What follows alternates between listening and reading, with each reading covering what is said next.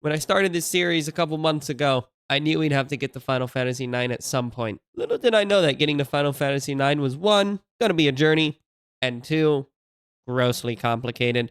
It is now, with great pleasure and distress, I present to you Understanding Game Guides Part 5, Final Fantasy IX.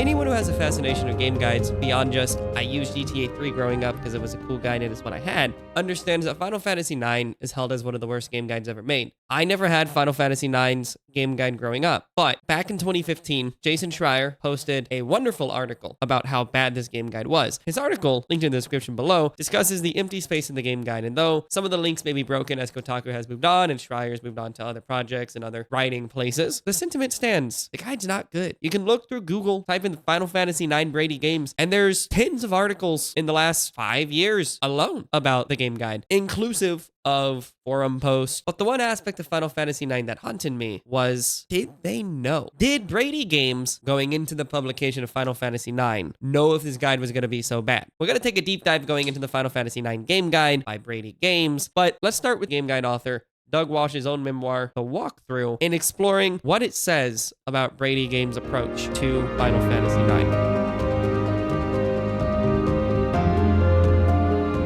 To set the stage of where we are in this memoir, Doug Walsh is speaking on how game developers and publishers exert control over strategy guide writers and strategy guide publishers. Paragraphs before speaks about how the Halo Reach guide was going to have no mention of data pads, even though they're a major collectible with achievements tied to them. Doug writes, then again, at least YouTube existed in 2010. That certainly wasn't the case a decade earlier when the guide to Final Fantasy IX was published, a book industry journalist Jason Schreier calls the worst guide ever made. Nearly every page of the guidebook employed blue note boxes directing players to Square's burgeoning online portal, PlayOnline. Tips for playing the game, unlocking side quests, and discovering secret items were stripped from the guide and replaced with passwords. In order to access the missing information, readers had to log into an account on PlayOnline. It was the equivalent of going out to see a movie in which every major plot point and action sequence was replaced with instructions to watch it on your phone. Theaters would be lucky if popcorn was the only thing burning by the end of the film. Brady was already wrapping up work on the guide for Final Fantasy IX by the time I got called on to help with the Tenchu 2 book, but the ordeal was much discussed for years to come. In short, everyone involved with the strategy guide knew this was going to bite them in the ass. But Square was in control, and nobody at BradyGames, not the publisher, the editor, and especially not the author, could steer them away from PlayOnline. BradyGames suggested alternative ways of co-branding the portal. They fought to minimize the amount of information being withheld. They tried limiting it to entirely optional, inconsequential content. Square would have none of it. Strategy guide publishing is, ultimately, a parasitic industry. We existed at the pleasure of the host, and back in 2000, Square was the fattest, juiciest meal of them all. Book publishers live and die by the sales of a handful of titles each year, and few franchises, especially in 2000, could slug it out with Final Fantasy. There was no way BradyGames could risk losing out on future Final Fantasy guides by going against Square's wishes regarding the PlayOnline matter. All guides are contractually required to get the licensor's stamp of approval before the book goes to print. No PlayOnline, no book at all, and definitely no contract for Final Fantasy X the following year. Footnote 41 reads, in speaking to Brady staff afterward, they knew the readers were going to hate it, and they did. Fortunately, Square caught a fair bit of backlash too, and knew better than to ever again force BradyGames to cannibalize a strategy guide. It's abundantly clear, going into the year 2000, the internet isn't quite there yet, and by forcing people to use an online portal for something that should just have been in the pages is bold. It is very clearly a bad idea. Whoever made the decision to sit there at Square and go, hey buddy, let's remove all the parts of the guide, put them online and sell people a shell of a book. It'll drive great connection to our website and really boost our internet KPIs, is bold. A really bad choice.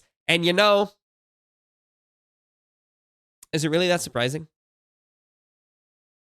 Anyone who talks about Final Fantasy IX's guide finds it surprising, right? The articles are like, it's so bad. Why is it so bad? Why would they do this? But my question here is not necessarily, is the guide bad? For we all know it is. My question is it surprising Square decided to do this?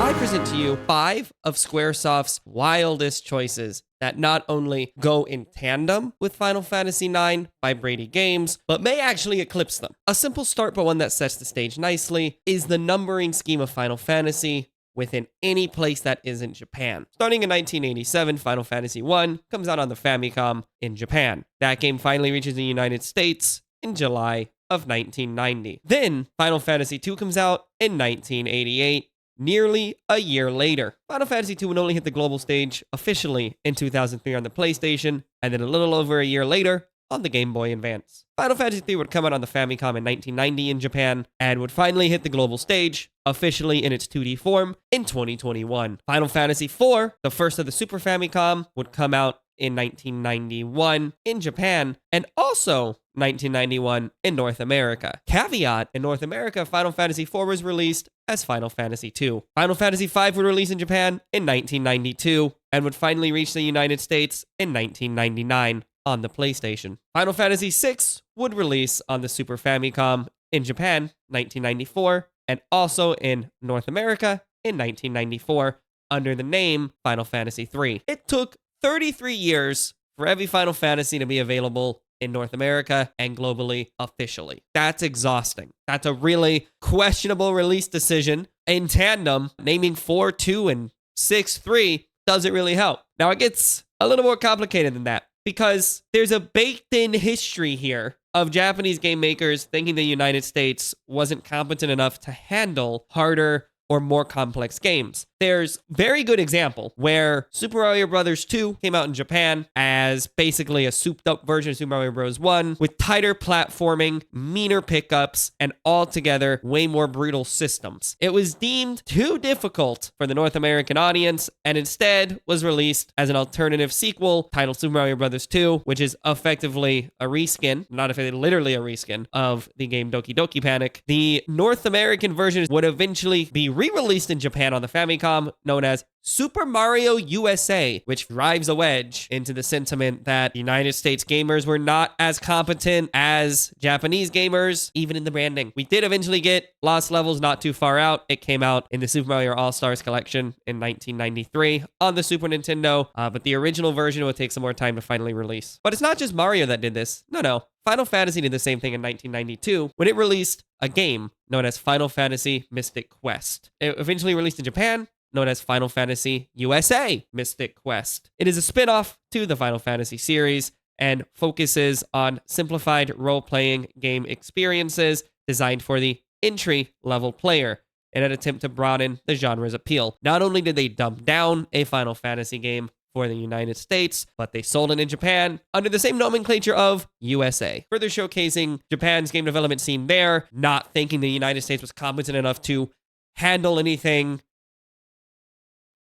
This is, of course, made even more complicated with the fact that the history of role-playing games on computer was started in the United States with Akelabeth by Richard Garriott in 1980. In tandem, Wizardry Proving Grounds of the Mad Overlord came out in 1981, also on the computer by a United States studio. Not only is the Wizardry series incredibly well-received with 8 official titles, but the Wizardry series was so popular in Japan that it has several original sequels, spin-offs, and ports, with the series long outliving the American original. As of 2022, there are 39 different spin-offs of Wizardry just in Japan, with only 5 of them released worldwide. I'm pretty confident in saying we're the reason that Final Fantasy can even exist. So I don't know why there is this belief that Americans couldn't handle a little bit of inventory management. But you know, everything's okay, right? Everything works out because in 1997, a wonderful little indie hit comes out on the original PlayStation PSX style, known as Final Fantasy VII in Japan, and also known as Final Fantasy VII globally. Riddle me that. The naming scheme clearly didn't hurt sales. They went straight from 3 to 7. Did okay. In fact, jumping straight from 3 to 7 just made the other 3 we never got far more enticing, and would eventually lead to them being re-released, as we saw, on PlayStation, Game Boy, so on and so forth, and would lead to having them all be available in as late as 2021. I like Final Fantasy VII as much as the next person, but Final Fantasy VII is another one of Square's really questionable choices that in this case happened to work out. Final Fantasy VII, as a game, began development in 1994 after the release, of course, of Final Fantasy VI.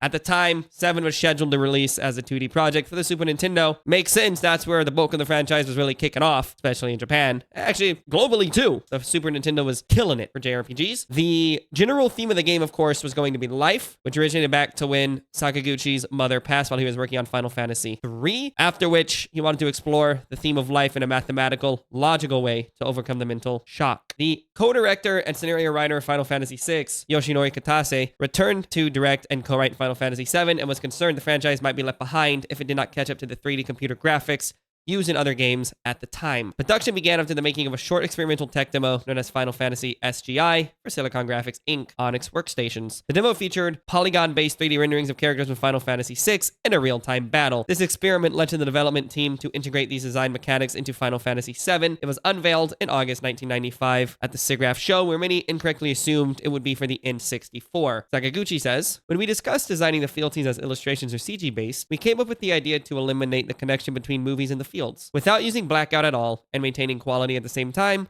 we would make the movie stop at one cut and make the characters move around on it. We tried to make it controllable even during the movies. As a result of using a lot of the motion data, plus CG effects and in-still images, it turned out to be a mega capacity game, and therefore we had to choose CD-ROMs as our media. In other words, we became too aggressive and got ourselves into trouble." This is corroborated with, as a result of the high quantity of memory storage required to implement the motion data for characters, only the CD-ROM format were able to suit the project's needs. Nintendo, with whom Square had developed our previous titles in the Final Fantasy series, had decided to continue using cartridges for his upcoming N64 console, which led to a dispute that resulted in Square ending its long relationship with Nintendo. Square announced on January 12th, 1996, they would be developing Final Fantasy VII for Sony's PlayStation platform. Another reason for choosing the CD-ROM was pertaining to price. One of the big reasons the first Final Fantasy was favorably received and the later games gained so many fans was the games were relatively cheap. Using CD-ROM for Final Fantasy VII, Square would be able to have multi-disc games at a price of 5,800 yen, and the projection was to sell several 100,000 copies. As we can see through these sections alone, Final Fantasy VII went through what we now would refer to as development hell. It started off as an SNES title, jumped ship to the N64. When they realized they had overextended due to really cranking the graphics, they said, well, we gotta do something. So what do? PlayStation. The obvious choice, of course. I get it, right? You're not gonna... Sega's not doing CDs at this time. DVD isn't for a little bit. PlayStation makes sense, but they did overextend, and the game honestly shows. The game itself, plot-wise, is very basic. The actual narrative, beat-by-beat moments is no more complicated than at best an SNES game, which shows in where it was originally developed on the SNES. In fact,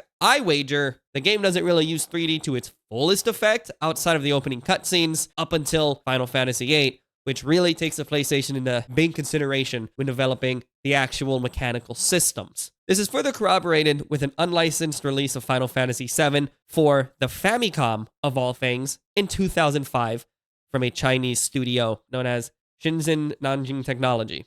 They released this game as a two-dimensional port, of course, for the Famicom itself. The demake features many gameplay elements of the original counterpart, including a 3-member party structure and adaptations of the game's subsystems. Items, spells, and equipment of the player are all based upon those in the original game, and though a large number have been omitted along with optional characters and some side quests, the original story was reproduced in very minute detail. The reception, contemporarily, was mixed, cited as an impressive achievement, but at the same time, criticized for the difficulty and the choice of the targeted console. One of the major complaints is the inconsistent battle rate and that fights take too long to complete. Its limited healing options and slow growth rate for abilities and weapons compound this problem, with one reviewer recommending, play it, but cheat. Despite these issues, interest has been shown regarding the release of a patch to translate the game into English, when the narrative of your game can be told and re-released to not only the second dimension, but within an 8-bit second dimension. Your narrative is weak. Your narrative is confusing. Your choices mean that the game itself is not fully fleshed out, and as such, probably should have failed. You know, Final Fantasy VII, with this development cycle and the things we see with how it jumped consoles, should have been a Final Fantasy 13 scenario, should have been a Final Fantasy 15 scenario, but instead, it's the mark that most people hold Final Fantasy II outside of Final Fantasy IV. We're not done yet with Final Fantasy VII, not even close. In 2003, Square Enix announced a sub-series of Final Fantasy known as the compilation of Final Fantasy VII, beginning with Before Crisis, and then, of course, Advent Children, that classic film. There was then a whole bunch of other spin-offs leading well into 2024 with highlights such as Final Fantasy VII Snowboarding, Dirge of Cerberus, Crisis Core, Final Fantasy VII G-Bike, Final Fantasy VII Remake, The First Soldier, and 7 Rebirth. This is something that Square would do so well. They did it again. Actually, they did it before, technically, with Ivalice as a setting. Ivalice is a relatively famous setting within Square titles, not just Final Fantasy, but others as such. It is known as the Ivalice Alliance series and includes titles originally like Final Fantasy Tactics, Vagrant Story, Final Fantasy Tactics Advanced, famously Final Fantasy XII, Crystal Defenders, and the critically acclaimed MMORPG Final Fantasy XIV, including Stormblood up to level 7. But wait, it gets better. Did they do it once? Did they do it twice? Nah. Try thrice with Fabula Nova Crystallis Final Fantasy, originally announced in 2006 as Fabula Nova Crystallis Final Fantasy 13. It has 7 main games in it that all share a common mythos, with crystals tied to this idea of deity, and every single game approaches the mythos differently and let the development team develop them in their own unique ways. This includes some bangers, such as Final Fantasy 13, critically acclaimed with no complaints by anyone ever, Type 0, Agito, Final Fantasy 13-2, Final Fantasy Versus 13, oh my apologies, I mean Verum Rex, Final Fantasy 15, 10 years in development by the way, and Final Fantasy Awakening, inclusive of feature films and short films, among other supporting media. This, of course, is right in line with compilation of Final Fantasy VII and the Ivalice games, where they all share similar thematics, narrative ideas, mythos, structures, all while telling different narratives. What ends up happening with the Fabula Nova Crystallis Final Fantasy compilation is obscure JRPG nonsense tied together through thinly laid narratives, hamstrung by misplaced ambition, or what could have been the fate of Final Fantasy VII for jumping around a bunch within development and releasing games for over 20 years. You know that critically acclaimed MMORPG Final Fantasy XIV that actually came out of a classic Squaresoft misstep known as Final Fantasy XIV 1.0, released on September 30th, 2010. That original game remained active until 2012. At launch, the game was met with negative response. Critic and fan backlash caused Square to suspend subscription fees, indefinitely postpone the PS3 version, and replace the dev team leadership with Naoki Yoshida. Yoshida decided to make marginal improvements before the game shut down, ultimately replacing it with a new version, initially subtitled A Realm Reborn. Final Fantasy XIV 1.0 came out, and it was mechanically a direct sequel to Final Fantasy XI, an MMO released in 2002, which is 2 years shy of the original release of World of Warcraft. According to Momoko Moko on the Final Fantasy subreddit, the issues with original Final Fantasy XIV was the game was laggy, you couldn't easily change gear sets, the game had a lot of crashes, lots of fatigue system in place, you can only show about 20 people on screen, not a lot of content like dungeons, the game had a realism, but it wasn't necessarily fun. Around 1.18, they rehauled the leveling system. There were more dungeons. Chocobos were added. By the end, it was a solid game with good content. This poster does make some points as to what 1.0 may have done better, including better graphical fidelity, albeit unoptimized. Movement felt heavy. There were no loading screens, but ultimately, A Realm Reborn is the better game. And this is another classic Square blunder of doubling down on what was done in the past without looking at nearly 10 years of MMO development. Why grow when you can double down on 11 again? But Ferg, all of this is up to and including 2010. What about recently? What has Square done in the last couple of years that shows they still make bad choices? I'm glad you asked, hypothetical me. Square, in a bid to remain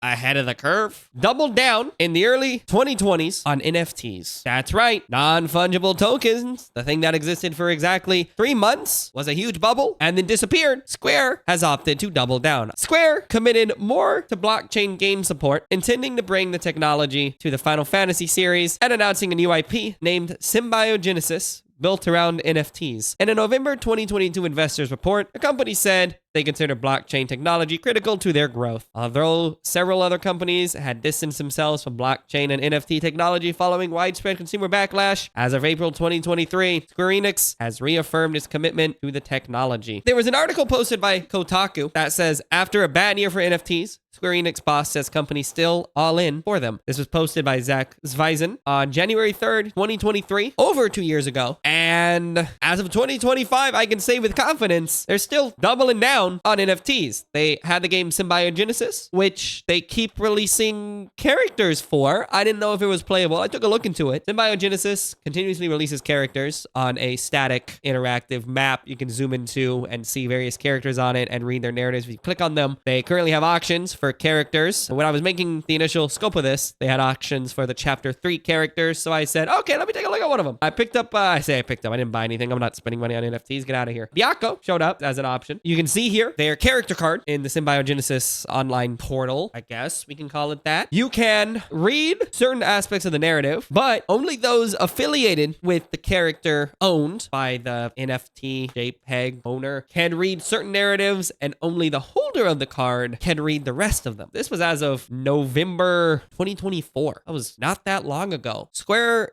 is still doubling down on Symbiogenesis to do anything. Regardless of what year, I have intentionally said the name Square or Squaresoft. And the reason I've been doubling down on Square or Squaresoft is I'm a firm believer the Squaresoft aspect of Square Enix is the stinker, is the group that continuously makes questionable choices. And the reason I believe that is Squaresoft continuously made questionable choices, inclusive of Final Fantasy Spirits Within, a movie so questionable. They got bought out by Enix, merged the companies, and Enix, the side that keeps making Dragon Quest, continues to make great games, and Square, the side that greenlit the Final Fantasy IX guide, continues to double down on NFTs. With this background in mind, it's time to dig into Final Fantasy IX, enhanced by PlayOnline, published by BradyGames, written by Dan Burlew. Okay, hold on. I'd be a big stinky liar if we didn't treat this as intellectual honesty. It's so easy to smash this guide. But I found out through my research of this guide and other such discussion, there's another Final Fantasy IX guide released contemporarily. This one was only in Europe, published by Piggyback Interactive. They'd eventually go on to do things like Tears of the Kingdom. They put out a guide for Final Fantasy IX, and I'm happy to get a copy of it right here. Okay, but wait. After I bought the Piggyback guide, I found out that there's a third published guide for Final Fantasy IX in English. This one was released in 2014 as part of a Final Fantasy guide box set re-release in hardback by Prima Brady. Without further ado, I present to you a third game guide to consider into the mix. The hardback re-release of the original BradyGames guide. From this point on, we'll be deep diving two of the guides, Final Fantasy IX by Brady and Final Fantasy IX by Piggyback. These guides are going to give us the most information as it pertains to the PlayOnline situation from back in 2001. We will, however, be viewing the Final Fantasy IX Rima Games re-release from 2014 as the information sees fit. We've mentioned the dreaded word PlayOnline, but what exactly was it? PlayOnline was an initiative by Square in the early 2000s to integrate everything Square and everything Final Fantasy into one website, one place. PlayOnline becomes the main platform by which Square delivers Final Fantasy XI and a few other products, but is now only relegated to Final Fantasy XI. In the early 2000s, Square saw fit to strong-arm BradyGames into taking the bulk of the game guide for Final Fantasy IX and move it to PlayOnline, accessible only via codes featured in the guide, such as this one right here. For the longest time, the American PlayOnline guide was down, but a legendary cetera known as Justin Bailey rebuilt the guide to no longer use Flash functionality and contains all the information featured in the original Final Fantasy IX guide and PlayOnline. As I was looking into this, I ended up running into the fact that the European guide by Piggyback Interactive also used PlayOnline, but in a different sense. Conveniently, there is a snapshot of this PlayOnline website saved on Wayback Machine that is still accessible in true Understanding Game Guide fashion. We're going to take it from the title page of all three guides. Starting with the Brady Guide, we can see the usual beginnings of their guide, such as introductions, game basics, information pertaining to gear, and also a section on Tetramaster, the card game. It is then stratified via disc 1, 2, 3, and 4, with a section at the back for side quests, minigame secrets, bestiary, and a world map. In a not too dissimilar fashion, the Piggyback Guide has a huge chunk of information at the front, such as controls, navigating the game, introducing you to the systems, and also PlayOnline. Then it has the walkthrough scheduled as CD 1, 2, 3, 4. The support materials that the Brady Guide had, such as a list of the gear you could get, and Tetramaster is actually featured in the back of the guide as appendices, the bestiary, and there is a secret section at the back here, along with an index in the back if you want to navigate to specific phrases, gear, or other such things. Finally, the table of contents for the 2014 re-release of the Brady Guide contains similar information to the original release, actually all the same information, just laid out in a different format, with the world map moved up to the front instead of the back, and then the expected game basics, equipment, Tetramaster. Walkthrough is stratified the same with disc 1, 2, 3, 4, the bonus material in the back, and ends with the bestiary. In true Brady fashion, the guide begins with an introduction and acknowledgement by the author, Dan Burlew. Big thanks to Tim Cox, my editor, for his great support on this guide. Sincerest thanks to Lee, David, and Janet for handing me such a great project. To my wife, Laura, for making me take breaks occasionally and for keeping me healthy. And also thanks to Squaresoft for continuing and most certainly improving the Final Fantasy series. One of my favorite video games and now a whole lot more fun. To Rick, Fernando, and the rest of Square's staff, thank you very much for the help and the support. Dan Burlew is the author of numerous strategy guides, mostly about Squaresoft games. He operates President Evil's Archive, where he updates a collection of professional and amateur video game strategy guides. BradyGames also owes a big thank you to Wes Ehrlichman for all his hard work. BradyGames would like to extend an extra special thanks to the entire Squaresoft team. This strategy guide is unique in that it takes a totally new direction from other strategy guides on the market. It is the result of a lot of hard work from a large group of dedicated individuals who invested a lot of time and energy on this project. One of my biggest gripes as it pertains to introducing a piece of work is when the creators feel the need to say the phrase, "It is the result of a lot of hard work from a large group of dedicated individuals," or something to that extent. Every time I've interacted with a piece that is not good or of a low quality, it tends to be led off with a similar statement. I remember going to see X-Men Apocalypse in 2016, just because it was something to do for the afternoon. And rather than just having ads and trailers, they ran a little pre-roll for that movie that said basically the same thing this guy did. A lot of people worked hard and a lot of people got jobs from it. We hope you enjoy. If you gotta remind me that people work hard, that's not good. But let's see where this hard work paid out through the introduction to the guide itself. Now that you have the official Final Fantasy IX strategy guide in your hands, we should explain something to you. This guide is the first of its kind, as we've taken a brand new approach to creating an innovative type of gaming experience. This guide is unlike any other strategy guide ever created. The guide is structured in a unique way to help maximize your gaming experience. So what exactly does that mean? Let us explain. As the front cover states, this guide is enhanced by the PlayOnline.com site. If you are not familiar with PlayOnline.com, it's the premier site for everything about Final Fantasy IX. Just log on to www.playonline.com to find out what it's all about. You'll find a complete walkthrough, area maps, vital weapon and armor stats, a detailed bestiary, plus much more. Our guide was created with the PlayOnline.com site in mind. In fact, it was developed in unison with our good friends at Squaresoft. In essence, this strategy guide covers the key elements to get you through the game without giving too much away or revealing any plot spoilers. Then, to take it a step further, the guide provides a few occasional teasers where you'll find information exclusive to PlayOnline.com. Also, the PlayOnline.com site serves to supplement strategy contained in our guide. When used together, you will be rewarded with the most complete Final Fantasy experience. The key element to look for in this book is the PlayOnline.com icon and note box. For your convenience, they always appear in the same place. It consists of a few key items that you must learn about, which are illustrated on the following page. Every PlayOnline.com callout has a keyword associated with it. The keyword is very important. It determines how the book interacts with PlayOnline.com. When you log on to PlayOnline.com, enter the keyword in the PlayOnline.com search window, and PlayOnline.com will send you to an appropriate part of the online guide that provides additional strategy or tips. Also, each callout has a bar that indicates the subject matter for the callout. Therefore, you can quickly scan the callout to see if it's something you're looking for. If so, enter the keyword on PlayOnline.com to get more information. For example, In this sample, you'll notice the keyword is CST1-1, while the subject matter is special item. Knowing this, you can type in CST1-1 and expect to receive additional information on this special item. Enter this keyword to go directly to additional information or more extensive strategy. This PlayOnline header indicates the type of information you'll find online for this particular PlayOnline.com callout. This text provides additional details about what information you'll find on PlayOnline.com. It's all really pretty simple. You can use the book on its own or use it in conjunction with PlayOnline.com. The choice is yours. Without a doubt, this new approach will provide a new aspect to your gaming experience. We hope you enjoy it. With this information in hand, it's time to begin your ultimate quest. I appreciate the first two paragraphs using the phrase gaming experience in that, yes, this is definitely a unique gaming experience. And it's not what I'd like to have again, thank you. But they were strong-armed by Square to make this happen, and as such, a decent introduction. I don't want to say it doesn't tell you that the guide's going to be hamstrung by PlayOnline, but it definitely leads with the assumption that you're going to want to use PlayOnline. In the year 2000, if you're buying a game guide and it says PlayOnline, chances are you want it on in the game guide. In the same vein as if you were to buy a game in 2005 or 6, something called the Orange Box, chances are you want it to play off the disc and not download a Steam client. But you know what?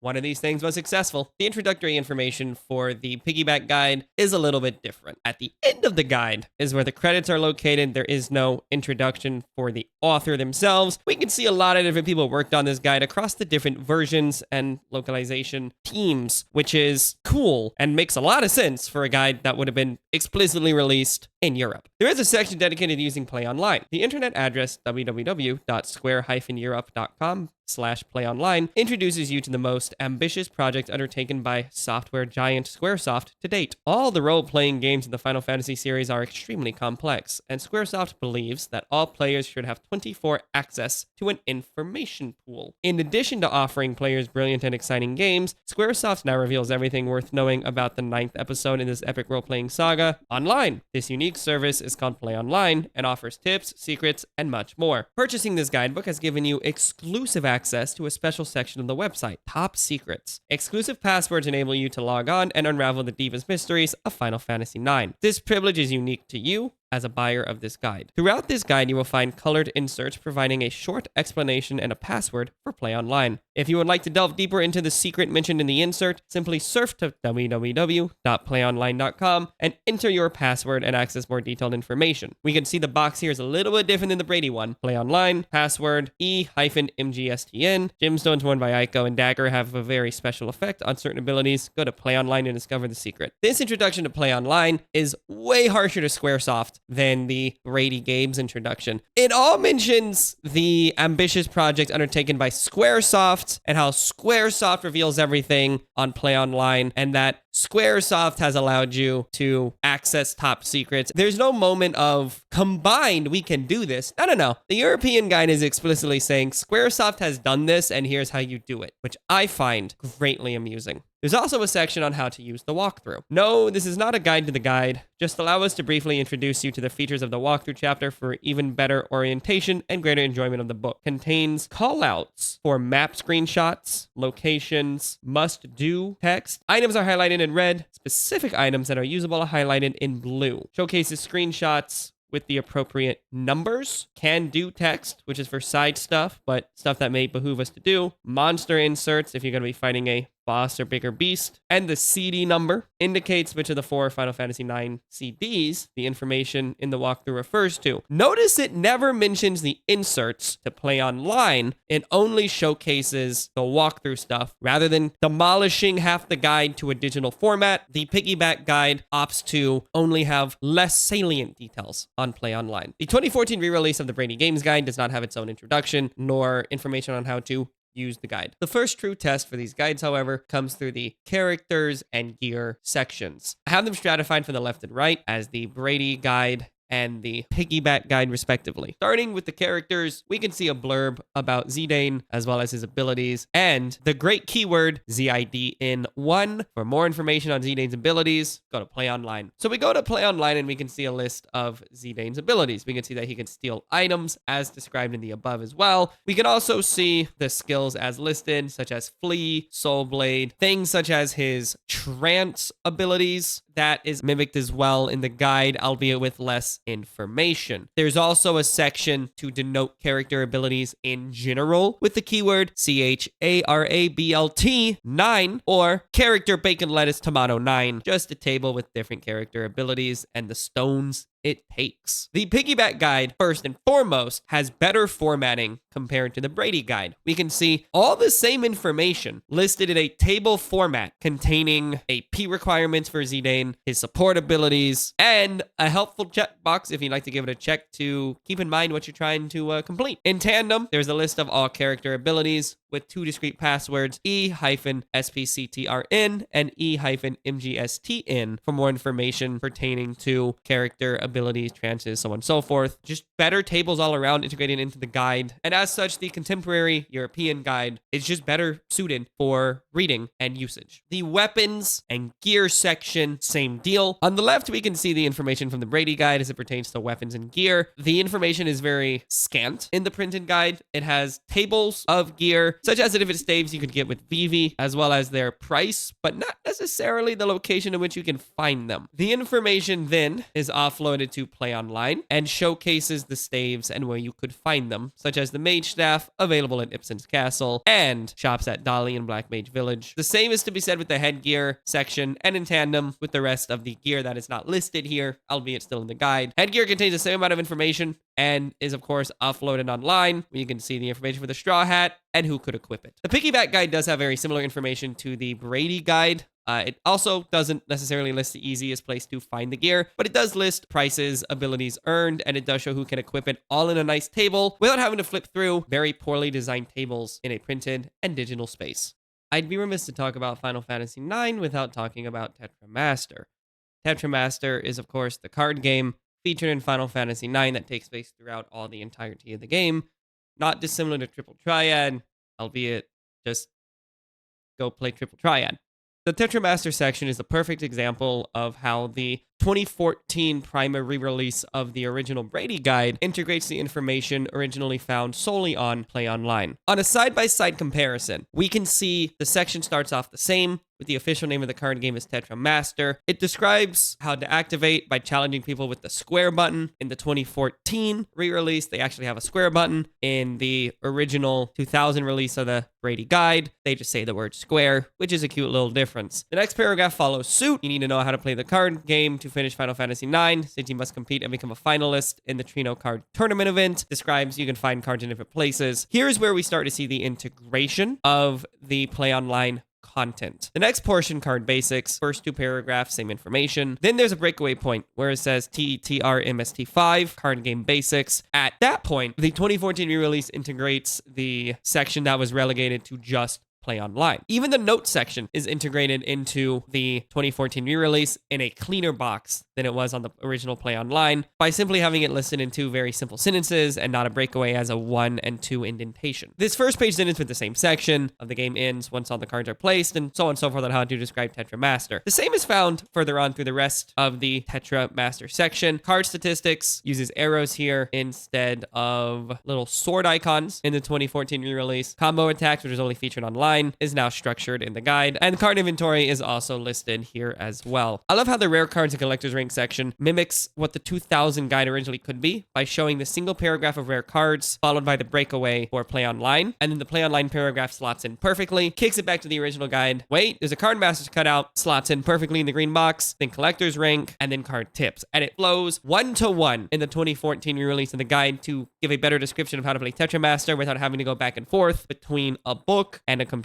The BradyGames guide does wrap up with a card listing, showcasing the different cards you can get in the game. The leftmost column here is as it's listed in the original 2000 guide, the middle in the 2014 re-release, and the right is how it's listed on the PlayOnline recreation. And it's interesting to see the column system be used in the original guide, but then moving on to a more grid-based approach in the re-release to take up less space. The way the piggyback guide describes Tetramaster is both cleaner than the original and 2014 re-release of the Brady guide. It has solid breakaways describing how to play the game, general card information. It also lists a cool trick that's not featured in either the Brady guides, where it talks about duplicating your cards and how to get really strong cards quickly if you're looking to cheese it up. The piggyback guide also has a better PlayOnline integration integration where it shows not only where to find the card, but also when enemies can drop the card if you're looking to gain it through combat. Through the introductory content of these guides, we've seen the 2014 re-release of the Brady Guide combines both the 2000 guide and the PlayOnline content. As such, our main focus will be on the Piggyback Guide and the 2000 Brady Guide, with sparse interjections of the 2014 re-release if deemed relevant to discussion. Final Fantasy IX opens with Zidane stumbling around a dark room trying to figure out where he is and turning on a light. The Brady Guide mentions striking a match, walking around the cabin, and exploring the surroundings to find some goodies. When you're finished, light the candle on the table. The guide here has an immediate breakaway called Ruby 1. Wonder what would happen if you answer Baku's question incorrectly? PlayOnline explains everything. So if you navigate to PlayOnline, it not only lists the same information as the opening paragraph after he strikes a match, you can walk around the cabin and find 47 gil and a potion. Not just goodies, discrete 47 gil and a potion. It also mentions, make note of the information contained in the Prima Vista's registration plaque because you'll be tested on it later. It then lists the gear you would get if you were to steal from Baku, such as a potion, a wrist, and a mage masher. The secret listed under Ruby 1 is if you answer Baku's question incorrectly 64 times, Ruby barges into the room. That's a fun little Easter egg that actually isn't mentioned in the Piggyback Guide. The Piggyback Guide has the 47 gil and potion integrated into the original game guide, along with stealing a potion, wrist, and mage masher. The game transitions to Alexandria, a major hub and center for this part of the world, and switches to the character Vivi, who is unrelated to Zidane. The most telling differences of the Piggyback Guide and the 2000 Brady Guide come very early in these pages. We can see the entire Alexandria section, as listed in the Brady Guide, is on a 2-page spread, where you have your key items listed up top and your objectives. Then it transitions to the guide walkthrough, with some things listed in bold, but other things as cutaways to PlayOnline. The PlayOnline stuff, which would eventually be integrated into the 2014 re-release, has discrete tables for the activities such as jump rope. The differences are stark when you view the Piggyback Guide, where it not only lists the extra information such as tickets, various cards you could find, but also lists the stuff that would be deemed as side content all into one section. It even includes maps connected by arrows that showcase where the different screens lead in the city, inclusive of items you can find. Alexandria is a very important part of the opening of Final Fantasy IX, but none more important than the jump rope minigame. The Brady Guide has a cutaway for the jump rope minigame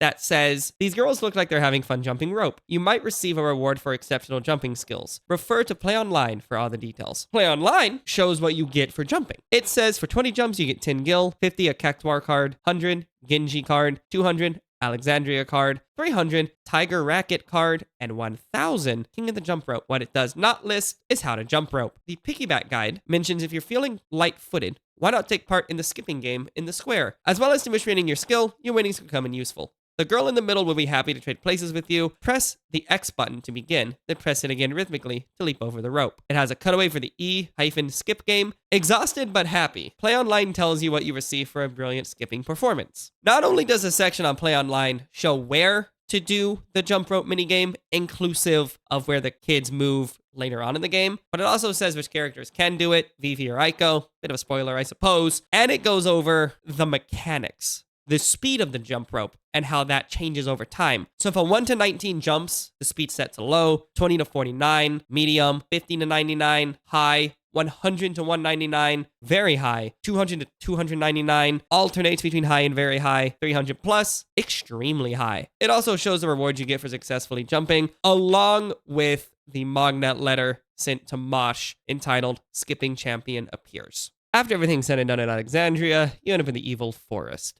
The Evil Forest is where Final Fantasy IX introduces what they call ATE, or Active Time Events. The Brady Guide shockingly includes a section on ATE integrated within the paper guide and is not relegated to the online space. Moscow the Moogle introduces the concept of the active time event. This is a new feature in the Final Fantasy series whereby you view scenes occurring in other locales involving characters that are not currently in your party. When the words active time event flash in the bottom left corner of the screen, press the select button to watch the events. If there's more than one ATE, you can view them in whatever order you want. Some ATEs are optional, as indicated by the flashing blue words, but you must view some ATEs to advance the game. The Piggyback Guide also has a section for the ATE, which states, Once the Prima Vista has crashed, you slip back into the role of Zidane, press the select button to view the ATE, Active Time Event.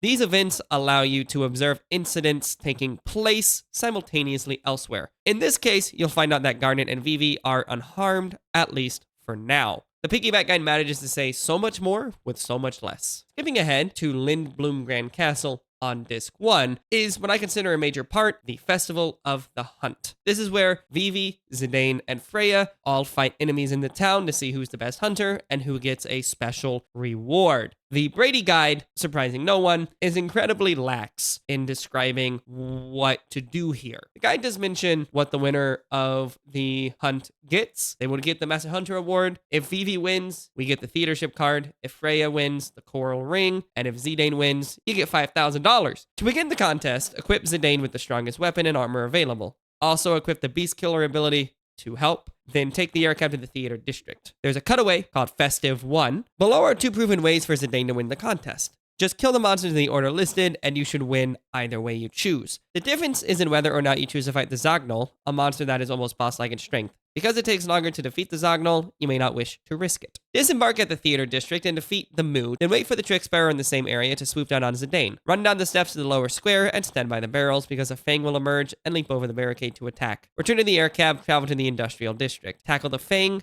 chasing the cat around the statue. Check in the doorway of Bobo's pub to attack another Moo. Take the air cab to the business district to finish things. There are 2 ways you can win here. You can kill the Trick Sparrow outside the inn, and then the Moo that leaps off the stairs on the right. Attack the Fang directly across from the pickle stand, and then decide whether or not you want to challenge the Zagnol. If you do, skip to the next paragraph. If not, head left past Cardfreak Gon's house and battle yet another Fang. Battle the Trick Sparrow near the church, then return to the square, where you'll see Vivi being chased by a Fang. Save your buddy, and by then, time should run out. If you're going after the glory of defeating the Zagnol as well, then skip the church section and move toward the Sundial Square instead. There, Freya will leap to Zidane's aid in an attempt to save the townsfolk from the gigantic beast. During each round, command Freya to jump and have Zidane perform a regular attack. If Freya is kept in the air, she is less likely to take damage than Zidane. So if something happens to Zidane, have her serve as a medic. This battle can take as long as 2 to 3 minutes to win, so only attempt if you're desperate or have plenty of time. If by chance you follow this strategy and lose, then Freya will most likely win, and your party will get the Coral Ring instead of the Gill. However, if you want the Theatership card, then head from the theater district to the business district instead, save Vivi from the Fang. Then return to the industrial district and do a really bad job of fighting. This way Vivi should win and you'll get the card. The Brady Guide doesn't mention in any iteration what's the best item. It just presupposes you probably want Zidane to win. 5,000 Gil is definitely not as interesting as a Theatership card nor a Coral Ring. The Piggyback Guide, however, has more detail integrated into the actual text and offers more dialogue as such. Depending on who wins the hunt, your party receives one of 3 possible items as well as the Master Hunter title after battle. As the $5,000 are less desirable than the rare Coral Ring, you might want to let Zidane lose the hunt to Freya, for example, by making him attack himself, or by avoiding or fleeing preliminary battles. If you want Vivi to ascend the winner's podium, both Freya and Zidane must be defeated by the Zagnol. To this end, make them attack 1, as well as being attacked by the Zagnol, and do not use potions to heal them. If you are bent on Zidane winning the hunting contest, you can neutralize Freya by attacking her during the Zagnol battle and knocking her out. Regardless of your strategy, have Zidane steal the monster's Mithril Gloves and Needle Fork. After the contest ends, all characters' HP and MP are automatically restored. When wrapping up Disc 1 of Final Fantasy IX, I'd be remiss to not mention the Qs or Kinna. The Qs are a genderless tribe of humanoids whose sole purpose is to eat and enjoy life through gastronomy. You end up recruiting Kinna in Disc 1 by going to Q's Marsh. The Brady Guide has Q's Marsh listed as a discrete area, whereas the Piggyback Guide has Q's Marsh listed as a side section. The Brady Guide mentions the marsh area should be marked on your continental map if you noted it using the telescope in Lindblom. You'll proceed into the high grass and lose sight of Zidane completely, but if you hold up on the D-pad, you can get through. You'll arrive at a pond where a jolly creature called a Q is trying to catch frogs. They aren't having much luck, so run around the area, press X to catch a frog, then speak to the Q to learn their name is Kinna. Another creature named Kel emerges and escorts everyone back to the hut. You are offered the option of having Kinna join your party. It's a definite benefit to have 4 party members at a time. Kinna has the ability to eat enemies to learn their special powers. As such, though the guide doesn't mention it, Kinna is your blue mage. Anytime you return to the pond, Kinna will want to catch frogs. The number of frogs Kinna catches is cumulative, so even if you catch some frogs and then leave the marsh, the number you caught before is remembered. The number of frogs Kinna catches determines the items they receive from the marsh master. The number of frogs Kinna catches determines how much damage the frog drop attack causes. More on frog catching is detailed on PlayOnline. Navigating to PlayOnline using code QFrog1. After catching some frogs, you must leave the marsh and return here for more frogs to appear. This area is only one of many Q marshes scattered throughout the world, so visit and revisit them all to catch frogs with Kinna. But they also give you a heads up to don't take all the frogs. Make sure you leave at least one male and one female frog, or it will take much longer to repopulate the pond. The piggyback guide says more with less. You will come upon Q's marsh on your way to Gizmaluk's grotto. Enter the swamp and follow the wooden pier up to the Mogster, who will again divulge his wisdom of vast. Walking up through the reeds takes you to a pond where you meet a strange creature. Press the X button to catch a frog, then address the creature. Their name is Kinna. They would like to travel with you and sample the delicacies of other countries. Allow Kinna to join you. They may be bizarre, but they have a special skill which will be invaluable to your party. Using the Eat command, Kinna can devour opponents once they have lost 75% of their HP, and when in trance, Kinna can attempt to eat a monster once it has lost 50% of its HP. If successful, Kinna can add one of the monster's abilities to its repertoire of blue magic. Try to eat the Jiggin Toad. This enables Kinna to learn Frog Drop. The power of this attack depends on the number of frogs you catch at the pond. Return there and catch frogs. After a certain number of frogs have been caught, Master Kale appears and rewards Kinna with increasingly valuable items.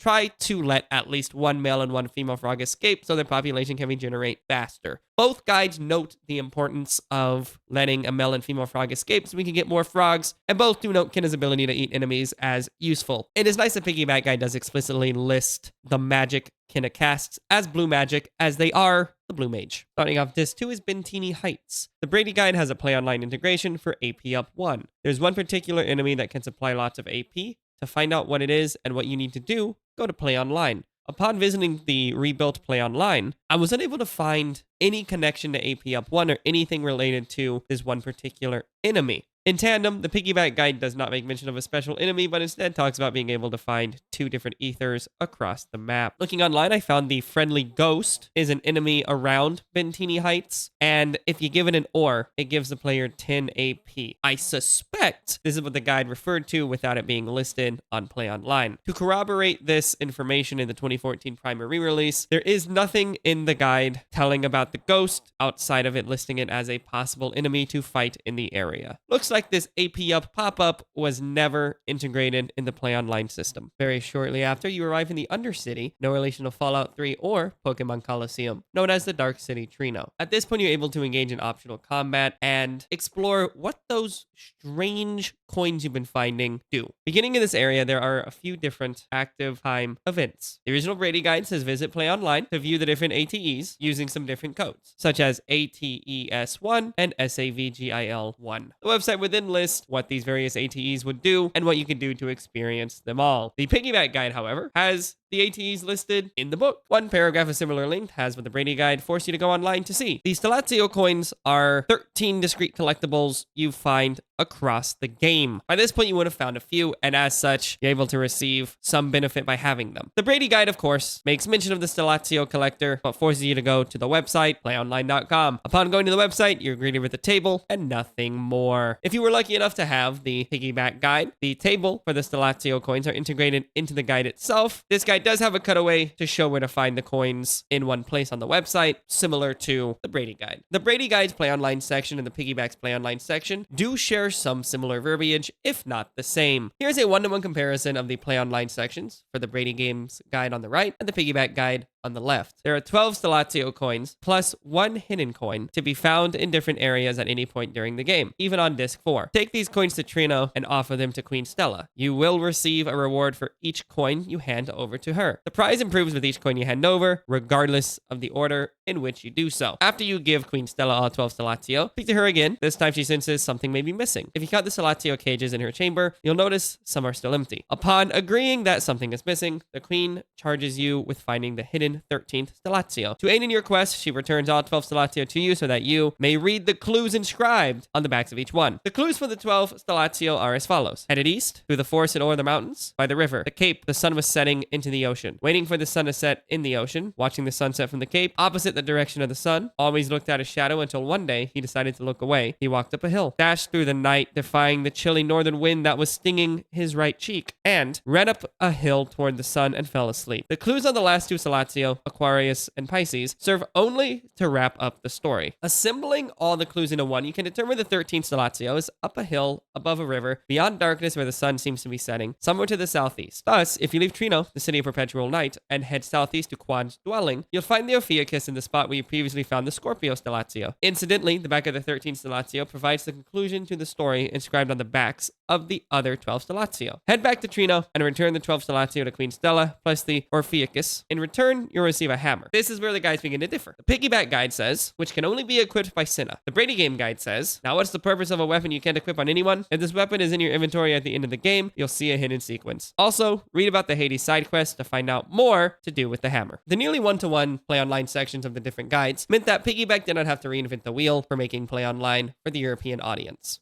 At a certain point in Disc 2, you return to Alexandria, by which you have to save some prior party members. The Brady Guide makes mention of saving Steiner by moving the cage back and forth and kitting out Marcus and when to remove the armor from Marcus. The Piggyback Guide, rather than saying to gear up Marcus, just says, don't bother to equip Marcus with better items. He's about to leave your party, saving you time in a menu. The Brady Guide has a cutaway to mention an optional boss fight. If you were to follow the code to the optional boss fight on PlayOnline, it reads, at this point of the game, you can even fight an optional boss, Tantarian. However, it should be noted this will be your most difficult battle so far. You can return and fight the boss later when your party is stronger, but make sure you do so no later than the beginning of Disc 3. To fight this boss, go into the library on the first floor to the left and stand next to the bookcase on the bottom left. You should see a book lying on top of the bookcase, which will challenge you to a match. The Brady Guide mentions you should probably use in Disc 3 because you only have 30 minutes to complete this section. The Piggyback Guide says the 30 minutes is ample to reach Dagger and what to equip on Steiner to make sure you can reach them faster. The Piggyback Guide also has the Tantarian boss fight integrated in the Disc 2 section rather than pushing it off to Disc 3. The Tantarian boss guide is in Disc 3 in the Brady Guide, and it reads, if you're willing, you can find an optional boss in Alexandria. To find out his location, go to PlayOnline. You can find a really tricky optional boss at this point if you think you have the patience and skill to find the Tantarian. Go to the lower left bookcase in the left side library and examine the outer corner. An ominous voice will attempt to ward you off. Challenge it, and you'll be thrust into a very long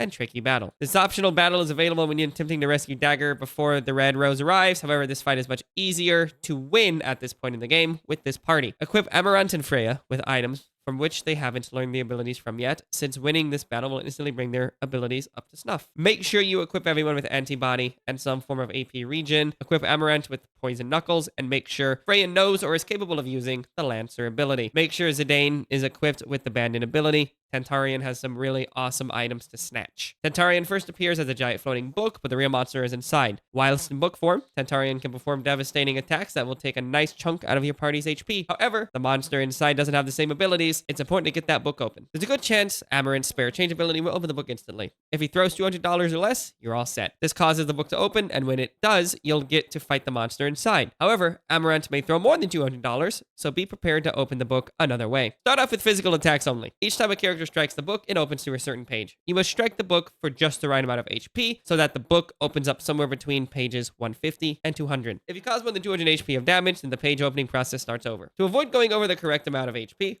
command each character to strike, then wait for them to execute their attack before letting the next character perform. Zidane and Amaranth will cause the most damage, so have Freya protect the group, casting Ray's Wind. When the book finally opens, it's important not to strike the book again physically. This means you must only use magic and skills to attack. The monster will only defend itself with the poison spell, so if everyone is equipped with antibody, you'll be fine. Each round, have Zidane perform Thievery, while Freya performs Lancer. Amaranth should perform Spare Change, but Vivi can cast Bio over and over. If Zidane trances, have him perform Grand Lethal 2 or 3 times to speed things up. If the book closes again, you must get it back open as soon as possible. If not, it will perform Paper Storm or Edge on every turn until your party is dead. The book may close again briefly, even if you don't strike it physically. Don't let this throw you, as it's just trying to confuse you. Use another physical attack to open the book up. The Tantarian grants 3,146 EXP to all party members, plus $4,472. The Piggyback Guide reads, from the hallway, you can make a detour to the library on the left. As well as information on the jewel coveted by Queen Brane, the library contains an unusual monster spoiling for a fight. Walk up to the bookshelf with a single book lying across the top and press the X button. Next, select the upper choice twice to initiate the battle against Tantarian. If you defeat this opponent, you'll be rewarded with over 1,000 EXP and a pair of valuable running shoes. You'll richly deserve your reward. The odds are stacked against you during this battle, and there is no Moogle nearby to save your game. If you decide to leave Tantarian to its own devices this time, you can still challenge the monster on disc 3. If you inflict damage on Tantarian, it opens the page number corresponding to the number of HP it has lost. Using Steiner's minus strike sword art allows you to gauge the damage figure beforehand. Select Vivi's focus command while Tantarian's pages remain closed. If the monster receives between 150 and 200 damage, its main body appears from the pages. This is the body you must defeat to win this battle. Do not use any physical attacks once the book is open, or Tantarian will close its pages and you will have to inflict the correct damage to open it again. Tantarian only uses poison attacks when its main body is visible. Protect your characters by equipping their antibody ability before battle, have Vivi cast the strongest spells, and use a Dane Steel command to obtain items. While the piggyback guide isn't as verbose as the Brady PlayOnline, it is integrated in the book, and it does offer effectively the same advice, just in a different format. Finally, there were some inconsistencies in the Brady guide when giving direction on how to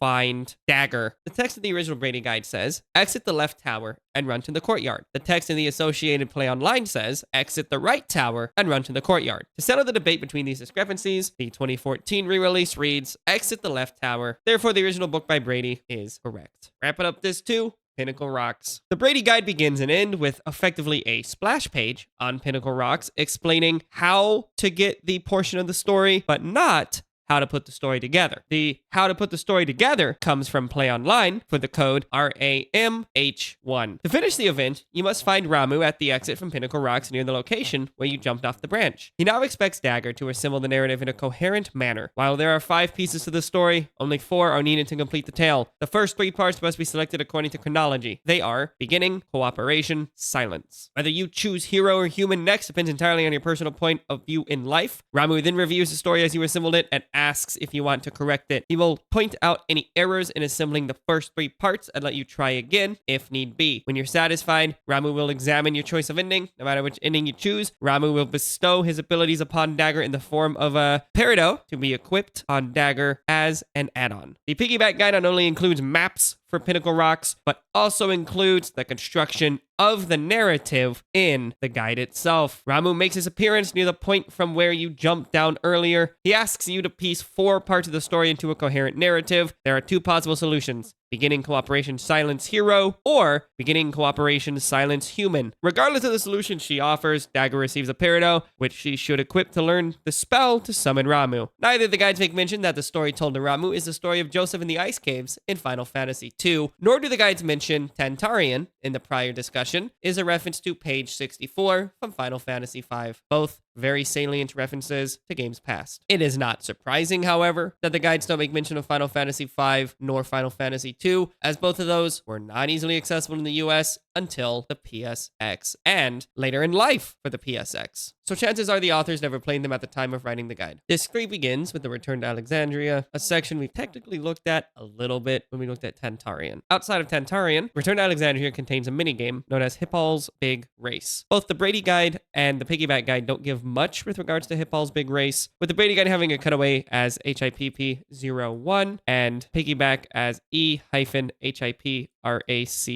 On another direct comparison of the American PlayOnline and the European, it's very clear the Brady, and as such American PlayOnline, is underdeveloped as compared to the Piggyback European PlayOnline. The Brady PlayOnline describes where to find Hippol and his mother, and describes how to control the race, such as mashing circle and square buttons to control Vivi's stride. A good tactic to follow is to place your controller on a table or flat surface using your forefinger and middle finger to tap the buttons rapidly. You should barely lift your fingers from the buttons, or you can reconfigure the buttons according to your preference in the config menu. At first, defeating the little guy is simple. However, Hippol gains levels each time you race. This makes each race a little more difficult than the last. Honestly, this minigame becomes extremely challenging after Hippol reaches level 40. Naturally, that's when the rarest cards are up for grabs. For each 10 levels Hippol gains, his mother will give you a rare card. You can continue to race past level 80 up to 99. However, you get nothing for your effort. It's tremendously stressful. The rewards are Weird Card, Carrion Worm, Tantarian, Armstrong Ribbon, Nova Dragon, Genji, and finally the Athlete Queen key item. The European PlayOnline gives you the location, when to start the race, the rules, which is mashing square and circle alternately. However, the European PlayOnline gives more information on the mechanics by which Hippol levels up. Usually, Hippol's level increases by 1 each time Vivi wins. When a VV wins by more than 1 second, the level will jump to the nearest multiple of 5. For example, when you win the race by more than a second with Hitball in level 10 to 14, then he will become level 15. However, if you use auto-fire functions for the race, Hitball's level will not increase even if you win the race. For every 10 levels Hitball gains, his mother gives you a card. You win new cards up until level 70, plus a key item at level 80. There are no rewards when you reach 90 and 100, nor are there any special messages. Also, when Hitball's level is over 20, there will be a letter titled New Champion sent to Mogridge at the Knight's House in Trino. You eventually find yourself back in the Black Mage Village, and it is tragically deserted.